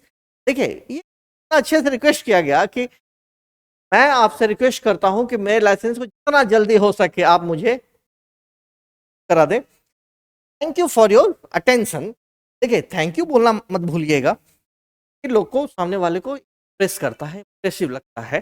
Thank you for your attention this matter, I look forward to your positive response. आपके positive response का इंतजार रहेगा, है ना। के बाद आप अपना दे देंगे, अपना नाम दे देंगे XYZ, ठीक है। ऐसे दिक्कत लेटर का फॉर्मेट ये। अब जैसे एक और लेटर था आपका, क्या था, हाँ एक सेटलमेंट के लिए था ना, क्या था देख लेते हैं। हाँ, letter from a shopkeeper a customer. एक शॉपकीपर है जो अपने कस्टमर को लिखता है, तो वहां ज्यादा कुछ खा लिया होगा, तो हो गया। क्यू को खत्म करने के लिए आपको लेटर लिखना है। क्या लिखेंगे, हाँ फिर से अपना नाम, यहाँ ये आप दे भी सकते हैं, इसमें नहीं भी दे सकते, ये ऑफिशियल नहीं, ये आप नहीं भी दे सकते हैं, काम चलेगा, ठीक है। टू आप अपना नाम लिखेंगे, और जैसा कि आप एग्जामिनेशन में लिख रहे हैं तो या तो XYZ या ABC, ठीक है। फिर अपना एड्रेस, एड्रेस में क्या लिखेंगे, एग्जामिनेशन हॉल लिखेंगे, हॉल। सॉरी ये टू नहीं है बच्चे, ये ऊपर वाले में लिखा जाता है, तो ये तो लिखना ही नहीं था आपको। ये कस्टमर नेम जिसको आपको लिखना है, ये उसका नाम लिख देंगे कुछ भी, ठीक है, कहाँ रहता है वो लिख देंगे। आप रिक्वेस्ट कर रहे हैं तो सब्जेक्ट में क्या है कि request for the settlement of over due account. जो भी अभी तक ओवर ड्यू हुआ है, ड्यू बढ़ गया, ओवर ड्यू हो गया, सेटलमेंट के लिए, उस अकाउंट के सेटलमेंट के लिए आपको रिक्वेस्ट करना है। सब्जेक्ट में ये आ गया, हियर के साथ उसका नाम दे देंगे। जैसे अगर आपने अपना ABC दिया है, उसको XYZ मान लेंगे। अगर आपने अपना ABC दिया है, यहां देने की जरूरत नहीं भी है आपको ऐसे लेटर में, ठीक है। चलिए, I hope this letter finds you well, यहां तो कहेंगे ही, ऑफिशियल वाले में ये कहें कोई जरूरी नहीं है, लेकिन यहां तो हम कहना चाहिए। भाई ऐसा नहीं कि हमारे यहाँ से उधार लेकर के ना खराबी हो गई, ये नहीं कहेंगे, क्योंकि कोई भी लैंग्वेज एक हमें पोलाइटनेस सिखाता है, तो उस पोलाइटनेस के तहत हमें अच्छी अच्छी बातें बोल, ठीक है। थोड़ा मक्खन लगाएंगे तो आपको ओवरड्यू देगा, क्लियर ही नहीं करेगा। Sorry. I hope this letter finds you well. I am writing to remind you that the payment for your account with us due on, यहाँ एक डेट दे देंगे, इस डेट में आप लेटर लिख रहे होंगे। जैसे ये आज कितना है, 19 है, तो ये 19 लिखेंगे, है ना। Remains unpaid as of today. The outstanding amount is, आप कुछ अमाउंट यहाँ पे मेंशन कर देंगे, ठीक है। Kindly settle the overdue payment at your earliest convenience. Avoid any further inconvenience. जो भी ड्यू है वो काइंडली पूरा कर दे, और आगे भी कभी कभी आप ना बिल्कुल उस चीज से जो आपको असुविधा होगी से बचिए। एक बार अगर ड्यू अगर ओवर हो गया, ओवर ड्यू हो गया, तो क्या होगा कि सर्विसेज आपके लिए बंद कर दी जाती है ना। से बचिए और थोड़ा काइंडली सेटल कीजिए। We value your business and would appreciate your prompt attention to this matter. Please feel free to contact us. देखिए, है ना, ऐसा नहीं कि हमने आपको लेटर लिखा है या फोन किया है या मेल किया है तो आप बिल्कुल हमारा फोन ही उठाना बंद कर दिए। Feel free, please feel contact us if have any question.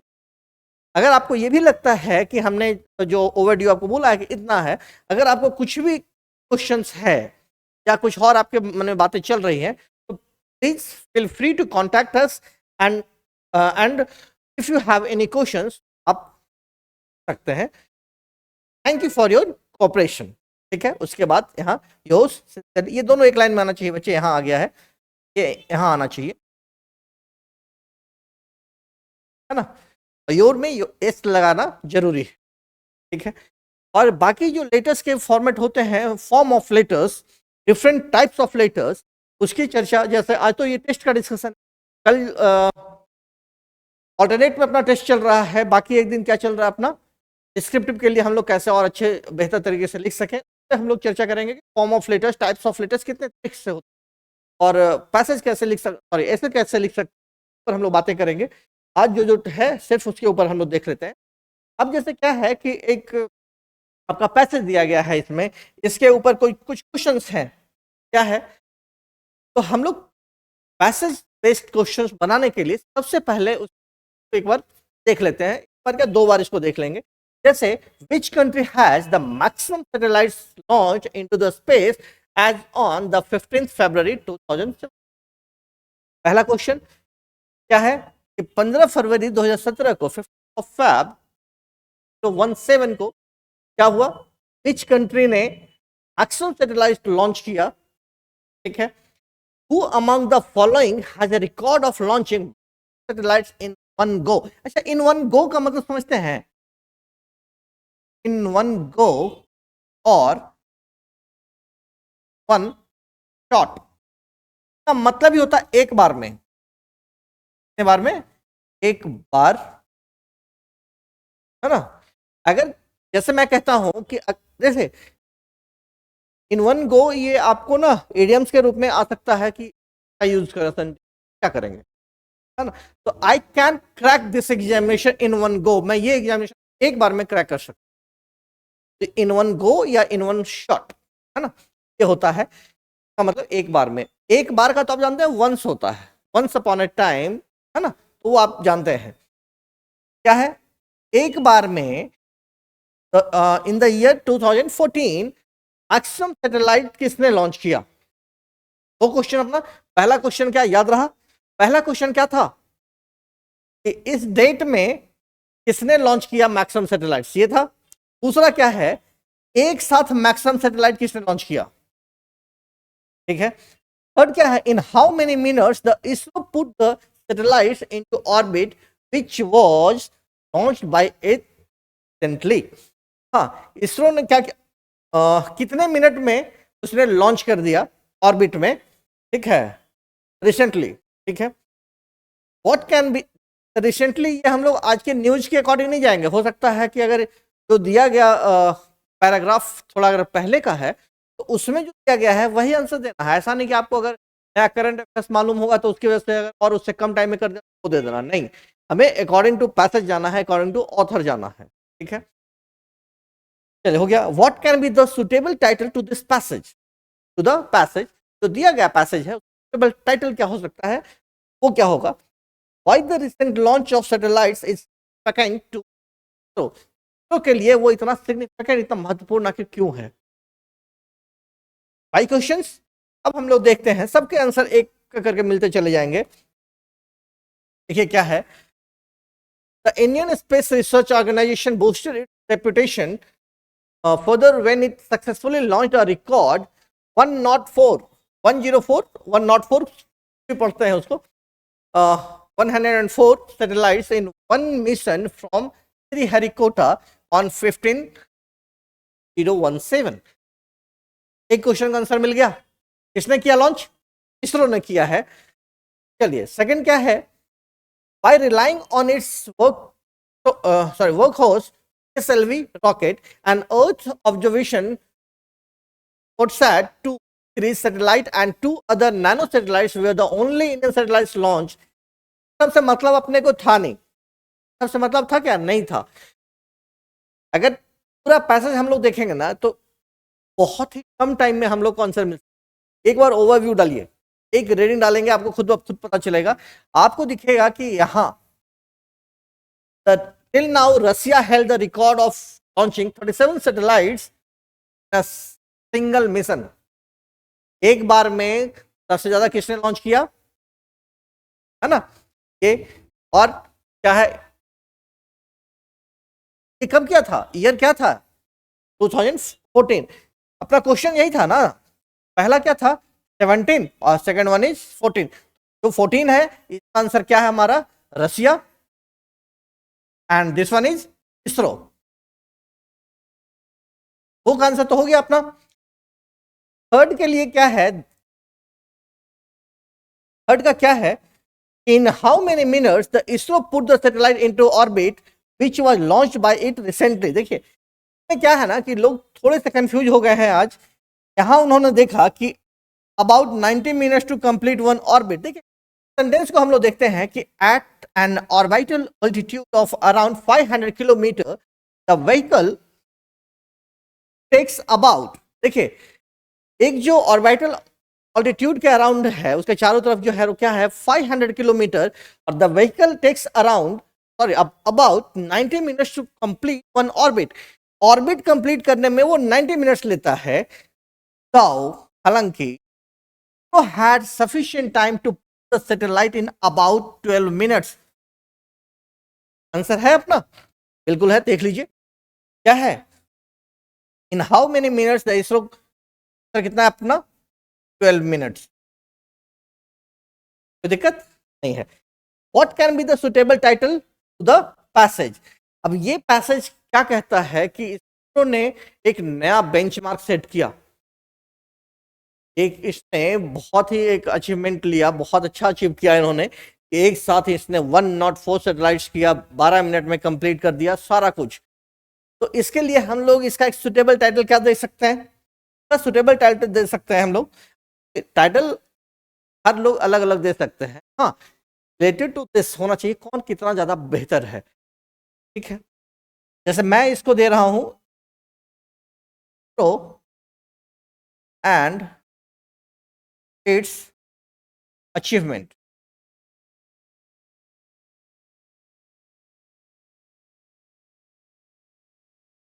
तो and its achievements I small होगा। नेक्स्ट है why the recent launch of satellite is significant to,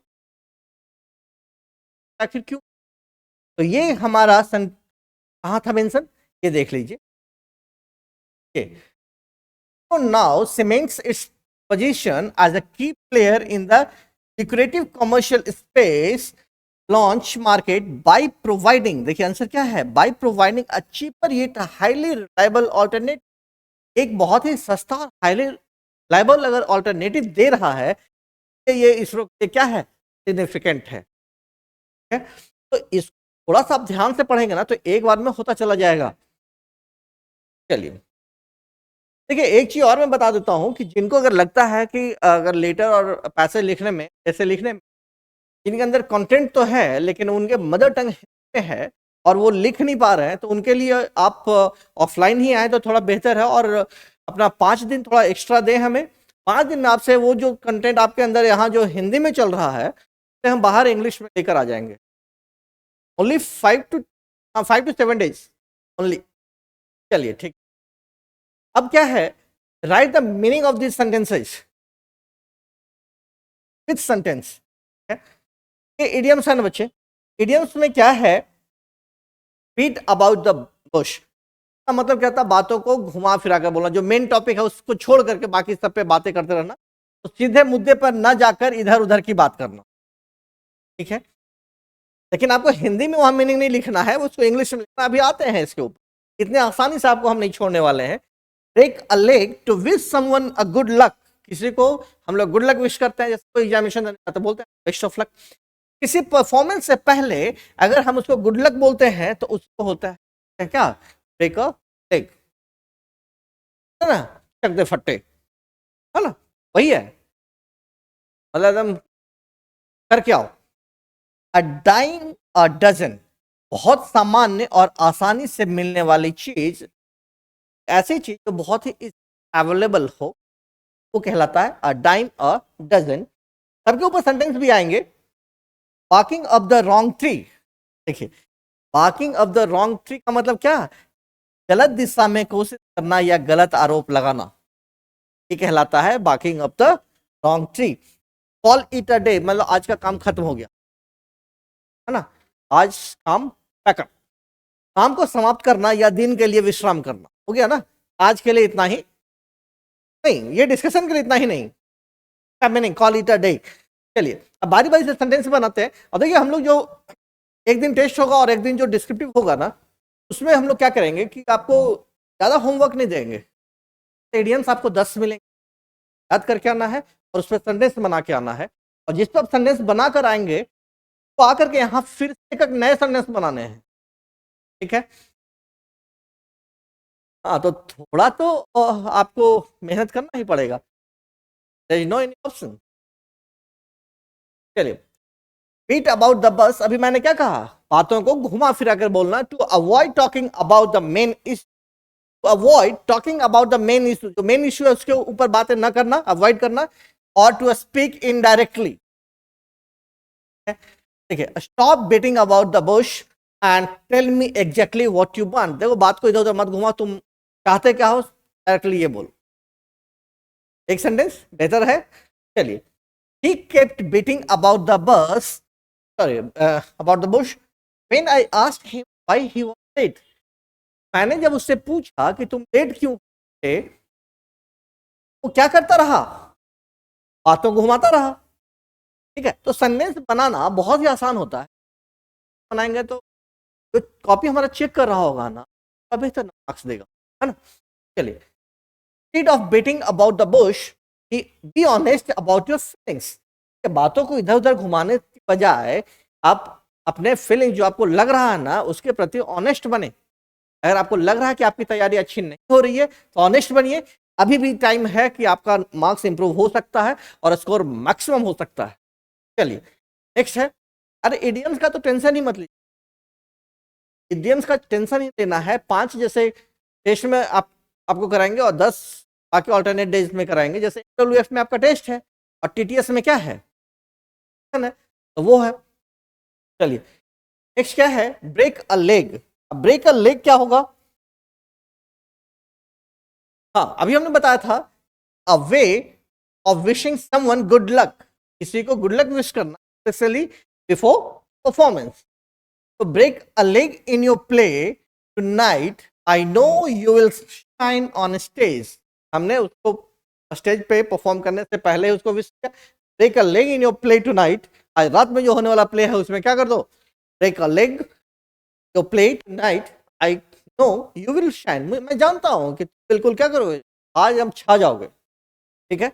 the director told the actors break a leg before the final rehearsal. Director ने actor से कहा कि last rehearsal से पहले कहा कि आज बिल्कुल एकदम जो होना चाहिए, जो चाहिए वो कर डालो। ब्रेक अ लेग, विश किया, कर डालो। Break a leg on your exam tomorrow, कल जो एग्जाम है उसके लिए मैं आपको क्या बोलता हूँ, ब्रेक अ लेग, कर डालो। Have studied hard for this, आपने काफी मेहनत की, ठीक है। चलिए, तरीके से इडियम्स करेंगे। अ डाइम अ डजन, हमने अभी कहा कि something that is very common and is find, that is easily available के लिए क्या होना चाहिए, good ideas are a dime a dozen but great execution. Ideas लोग बहुत देते हैं, वो क्या होता है, इजिली अवेलेबल है। आइडियाज लोग बहुत आसानी से दे देते हैं, लेकिन उसको एग्जीक्यूट करना तो रेयर होता है।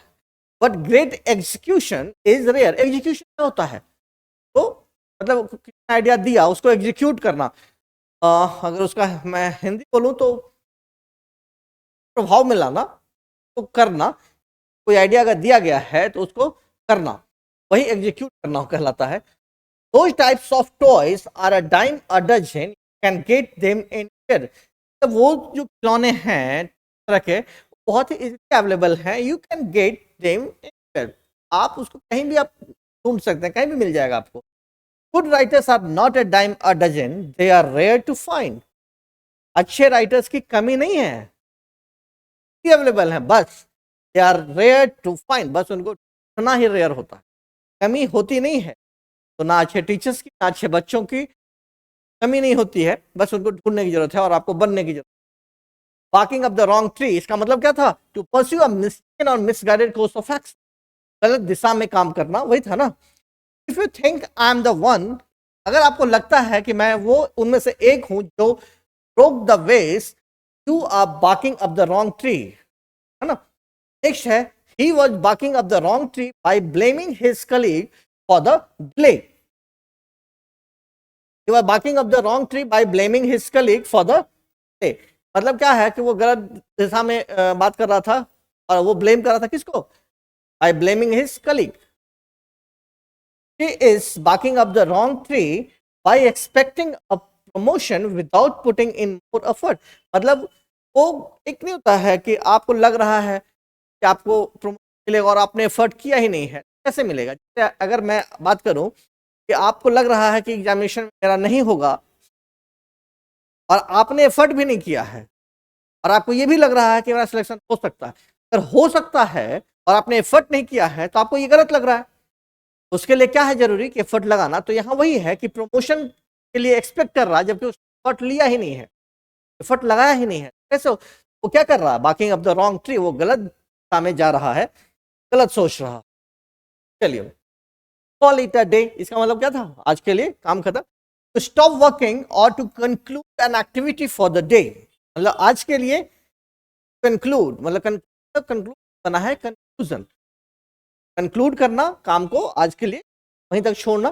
ठीक है। After 5 hours of brainstorming decided to call it a day and head home। Head home का मतलब समझे क्या? जैसे मैं अगर कह रहा हूं आई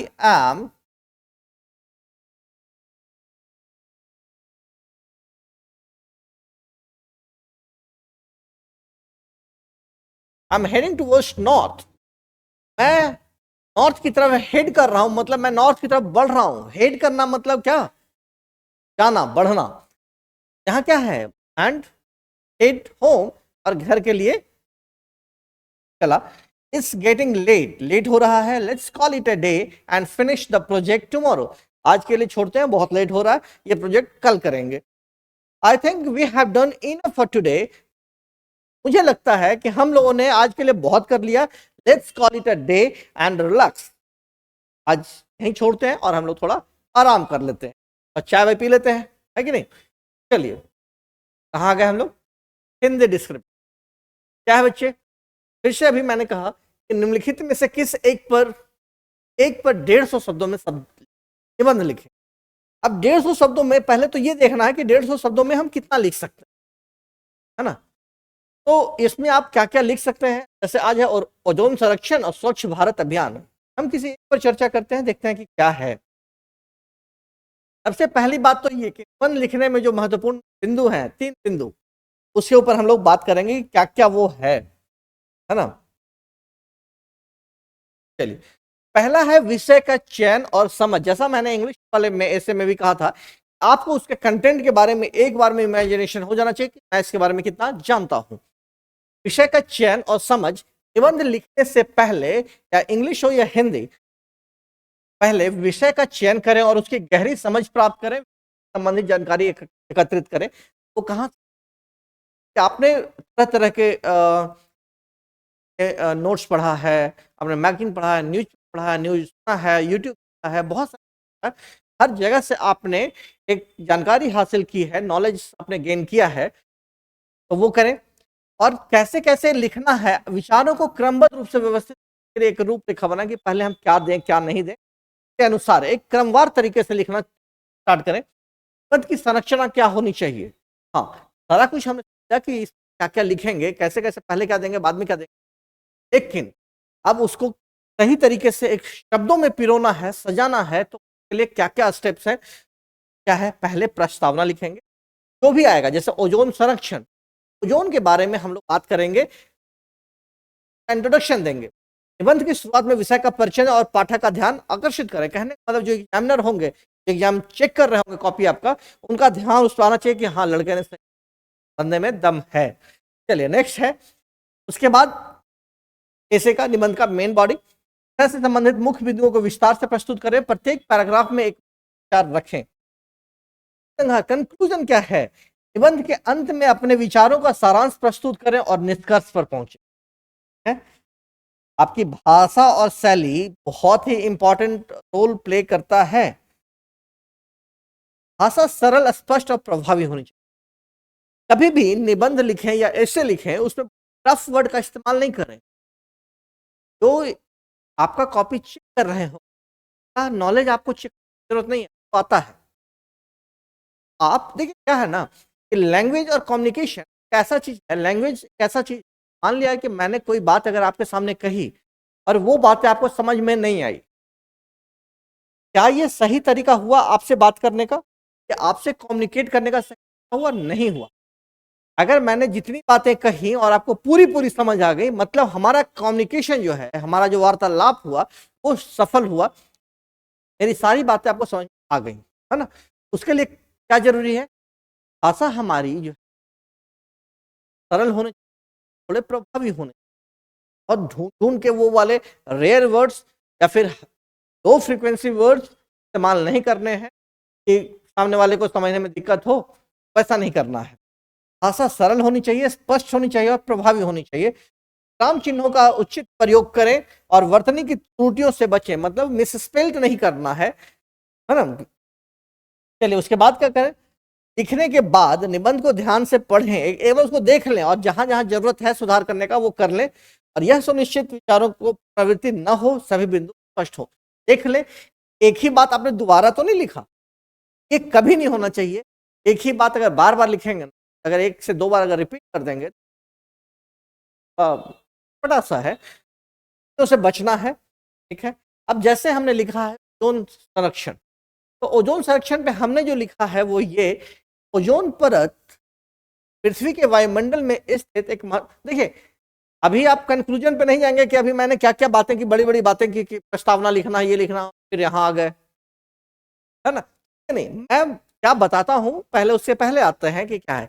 आपने टाइप, यहाँ देखिए टाइप 1 है, आपने इस तरीके से लिखा, इसको भी एक बार आप लोग देख लेंगे पॉज करके कि आखिर हमने क्या क्या इसमें मेंशन किया है, तो इसको पॉज करके देखेंगे पूरा क्या हमने लिखा है। ओजोन परत पृथ्वी के वायुमंडल में स्थित एक महत्वपूर्ण परत है जो पृथ्वी, तो सूर्य की हानिकारक परावैंगनिक किरणों को अवशोषित करके जीवन की रक्षा करती है। देखिए कोई भी वर्ड हमने बहुत ज्यादा टफ यूज नहीं किया है, बहुत ज्यादा रेयर वर्ड यूज नहीं किया है। पारिस्थितिकी तंत्र प्रतिकूल प्रभाव, मोतियाबिंद, अन्य स्वास्थ्य समस्याओं का खतरा बढ़ जाता है, सारा जो है बहुत ही आसान सा है।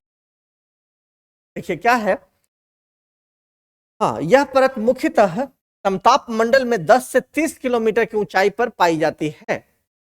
ये इंट्रोडक्शन है ना, यहां तक है ना इंट्रोडक्शन। मेन बॉडी क्या है, अब ये है, ठीक है, इसको आप देखेंगे। और अभी जो हमने बात की 150 में लिखने के लिए, ये भी एक तरीका बेहतर था पहले वाला, लेकिन दूसरा टाइप हमारा है वो क्या है, जैसे प्रस्तावना। आप इस तरीके से उसी 150 शब्दों को, 150 वर्ड्स को आप इस तरीके से भी समझा सकते हैं। थोड़ा इसमें कुछ कुछ कमी करते जाएंगे, हमने थोड़ा बड़ा दे दिया है आपको ताकि आपको थोड़ी जानकारी इसके बारे में और बेहतर हो सके। अब जैसे हमने इतने सारे कह दिए पॉइंट्स, देखे प्रस्तावना हमने लिख दिया, ओजोन परत का क्षरण इसके बारे में भी लिख दिया, ओजोन परत के क्षरण के प्रभाव, क्या प्रभाव पड़ रहा है, मानव स्वास्थ्य पर प्रभाव, वन्य जीवों पर प्रभाव, ठीक है। ये 5 नंबर का हो गया है। ये सारे के सारे क्या है, प्रभाव है ओजोन परत के, है ना। ये सारे हमने 8 प्रभाव बता दिए कि क्या। आप 8 ना लिख करके इसको शॉर्ट में थोड़े से आप इसको लिख सकते हैं। ये मैंने एक तरीका बताया है, कि कोई जरूरी तो नहीं है कि यही ओजोन संरक्षण ही आ जाए, लेकिन तरीका यही होना चाहिए कि क्या आपका लिखा जाना चाहिए ओजोन संरक्षण के उपाय। अब इसके उपाय क्या क्या, एक तो क्या क्या हुआ कि उसका इंट्रोडक्शन हो गया, प्रस्तावना, के बाद उसके बॉडी में क्या क्या हुआ, ठीक है, उसका प्रभाव क्या हुआ। अब अगर बुरा प्रभाव पड़ रहा है तो बचाव के तरीके भी क्या होंगे, तो ओजोन संरक्षण के उपाय हम लोग लिखेंगे, है ना। सारे उपाय हमने लिखा है, ज्यादा हमने इसलिए दे दिया है ताकि आपको क्या हो, थोड़ी जानकारी भी आ जाए, और जब आपको कुछ इस तरह का कुछ और अगर आए तो वहां आपको वो काम आ जाए, है ना।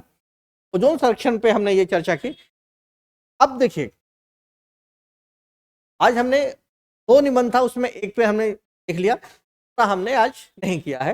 निम्नलिखित में से किसी 100 शब्दों में पत्र लिखें। अपने क्षेत्र के नालियों तथा सड़कों की संपूर्ण सफाई न होने पर स्वास्थ्य अधिकारी को एक पत्र। देखिए सफाई के लिए स्वास्थ्य अधिकारी कौन से वाले, क्या स्वास्थ्य विभाग वाले, नगर निगम अधिकारी होते हैं। और दूसरा है हिंदुस्तान टाइम्स के संपादक के नाम एक पत्र लिखकर सामाजिक जीवन में बढ़ रही है। देखिए दोनों में क्या फर्क है, पहले यहां देखिए क्या है।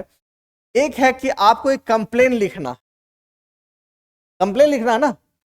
दूसरा क्या है, आपको अपना विचार देना है कि आखिर जो ये हो रहा है पादक साहब को, इसके बारे में बताना है कि ये थोड़ा सा सही नहीं है, तो इसके बारे में और क्या क्या किया जाना चाहिए। आपको अपने विचार प्रकट करने, दोनों टोटली डिफरेंट है, तो क्या है, भिन्न है।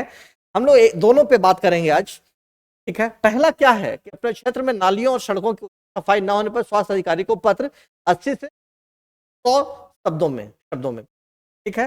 पहला तो ये आप मेंशन कर सकते हैं, चलेगा। अगर आप डिपार्टमेंट, एक डिपार्टमेंट से दूसरे डिपार्टमेंट को लिख रहे हैं तो ये तो आपको पक्का देना ही देना है, ठीक है। नहीं तो इसको आप दे भी सकते हैं, ये थोड़ा ऊपर आ गया है, ये नीचे होना चाहिए, सेवा में, स्वास्थ्य अधिकारी नगर निगम का नाम देना है, पर महोदय। देखिए जैसा हमने बताया कि इस साइड आपको नहीं लिखना है, ये गलत नहीं है लेकिन आपको नहीं लिखना है, साइड आपको नहीं लिखना है। नालियों और सड़कों की सफाई व्यवस्था में सुधार हेतु आवेदन, यहाँ पे आपको अपना नाम देना है, कहाँ से आप बात कर रहे हैं वो देना है, तभी तो उसको पता चलेगा कहाँ गंदगी है। तो पता चला आपने अपना नाम दे दिया, कहाँ गंदगी है, वो लेटर आपका कोई असर नहीं डाले। हाँ, हालांकि असर ऐसे भी नहीं पड़ता है। तो सविनय निवेदन यह है कि मैं वहाँ का निवासी आपके ध्यान में लाना चाहता हूँ कि हमारे क्षेत्र की नालियां और सड़क सफाई व्यवस्था अत्यंत दयनीय स्थिति में है। नालियों में गंदगी, कूड़ा जमा होने के कारण जल भराव की समस्या उत्पन्न हो रही है, इससे मच्छरों और का प्रकोप बढ़ गया है और विभिन्न संक्रामक रोग फैलने का खतरा है। सड़कों पर कूड़े के ढेर लगे रहते हैं, इससे वातावरण दूषित हो रहा है और स्थानीय निवासियों को कठिनाई का सामना करना पड़ रहा है। अतः आपसे निवेदन ये है गुरुजी नहीं वो, अतः आपसे निवेदन है कि शीघ्र इस समस्या का समाधान करते हुए नालियों और सड़कों की नियमित सफाई सुनिश्चित करें ताकि क्षेत्रवासियों को स्वच्छ और स्वस्थ वातावरण मिल सके। आपकी सहायता के लिए हम आपके आभारी होंगे, है ना। ये तो बिल्कुल लिखना ही चाहिए, सामने वाले को अच्छा लगेगा, करना चाहिए। हमारा बहुत इच्छा करता है भाई, सफाई करवा ही दो तो अच्छा है। उसके बाद ये इधर लिखेंगे, ठीक है ना। ये अपना नाम आपको नहीं लिखना है, जैसे मैंने आपको बोला कि क्या था ABC, हाँ बा कुछ भी लिख सकते हैं, अब सकते हैं ना, पैसा देना है और पता में एग्जामिनेशन हॉल देना है, ठीक है। चलिए दूसरा क्या था, हिंदुस्तान टाइम्स के संपादक को अपना विचार व्यक्त करना था बढ़ रही सामाजिक हिंसा को लेकर। पहला तो सेवा में संपादक हिंदुस्तान टाइम्स, ये देखिए थोड़ा सा फॉन्ट का ये गड़बड़ी हुआ है, सेवा में के नीचे आएगा वो संपादक हिंदुस्तान टाइम्स, आप पटना दे सकते, दिल्ली से तो दिल्ली लिख सकते हैं। समाज में बढ़ती हिंसा पर विचार, महोदय सविनय यह है कि आप अपना नाम बताएंगे, कहाँ से है वो, आपके माध्यम, जहां भी मैं आपका नाम मिलेगा आपको ना, वहां XYZ या प ऐसे ही लिख, आपके माध्यम से समाज में बढ़ती हिंसा पर अपने विचार प्रस्तुत करना चाहता हूं। वर्तमान में हमारे समाज में हिंसा की घटनाएं निरंतर बढ़ रही हैं, तो चिंताजनक है। यह हिंसा न केवल शारीरिक स्तर पर बल्कि मानसिक और भावनात्मक स्तर पर भी लोगों को प्रभावित कर रही है। हिंसा के कारण बता देना है, शिक्षा की कमी है और आर्थिक असमानता है, सामाजिक तनाव है। शिक्षा की कमी क्या, अशिक्षा और जागरूकता की कमी के कारण लोग हिंसा को समाधान का एकमात्र उपाय मान लेते हैं, ठीक है। के बाद आर्थिक विषमताएं और बेरोजगारी लोगों को हताश करती है, जिससे वो हिंसा की ओर प्रवृत्त होते हैं। सामाजिक तनाव, जातिवाद, धर्मवाद और सांस्कृतिक भेदभाव जैसे सामाजिक तनाव हिंसा को बढ़ावा देते हैं। ये 3 मुख्य बिंदु हैं जो सामाजिक हिंसा को बढ़ावा देते हैं, उसको प्रोत्साहित करते हैं। इसका समाधान क्या हो सकता है बच्चे, तो उसका समाधान का उपाय लिखना है। शिक्षा का प्रचार हो, आर्थिक सशक्तिकरण हो, सामाजिक समरसता आए, कानूनी सख्ती लाई जाए। शिक्षा के माध्यम से लोगों में जागरूकता बढ़ाना और अहिंसा के महत्व को समझाना होगा, ठीक है। गरीबी और हाशिए पर पड़े वर्गों के लिए रोजगार, आर्थिक अवसर प्रदान करना पड़ेगा। सभी वर्गों और समुदायों के बीच भाईचारे और समझ बढ़ाना होगा। हिंसा करने वाले लोगों के खिलाफ कड़ी कानूनी कार्रवाई करना और न्याय सुनिश्चित करना पड़े। जो दोषी है तो दंड मिले और जो दोषी नहीं है उसको बिल्कुल न्याय मिले। क्या होगा? हिंसा की बढ़ती घटनाएं हमारे समाज के लिए गंभीर चिंता का विषय है। हमें मिलकर इसके कारणों की पहचान करनी होगी और प्रभावी उपायों के माध्यम से इसे नियंत्रित करना होगा। सभी नागरिकों, सरकार और मीडिया को, देखिए, सबकी बातें कर दी गई, नागरिक हो गए, सरकार और मीडिया को इस दिशा में सक्रिय भूमिका निभानी होगी। आपकी सहायता के लिए हम आपके आभारी होंगे। और यहाँ जो आएगा वो नीचे आएगा। देखिए, स्पेस थोड़ा कम होने की वजह से ये थोड़ा ऐसे हो गया है सेवा में, उसके बाद ये नीचे आएगा उसके थोड़ा सा छोड़ करके। कैसा लगा ये हमारा विचार? अगर ठीक ठाक लगा है तो अच्छी बात है, और ठीक ठाक नहीं लगा है तो आप बिल्कुल कमेंट में करेंगे। ये तो बिल्कुल हो गया इस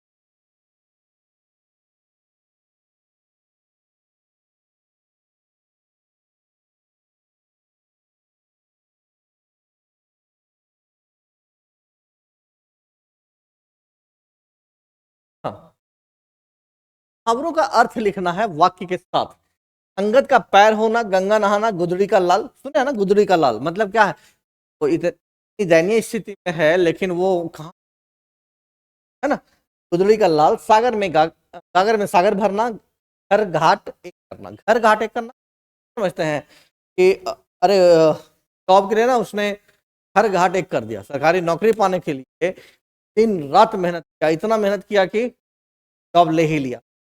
ठीक है, एक करके हम लोग चलेंगे। जैसे क्या, अंगद का पैर होना, ये मुहावरा आखिर लिया कहाँ से गया? तो रावण के ये में, रामायण में ये एक बार कहा गया कि अंगद जो थे वो रावण के दरबार में बैठकर, मुहावरे में अंगद नामक पात्र का संदर्भ लिया जाता है जो रामायण के अनुसार रावण के दरबार में अपने पैर को इतनी मजबूती से जमाते हैं कोई भी उसे हिला नहीं पाता।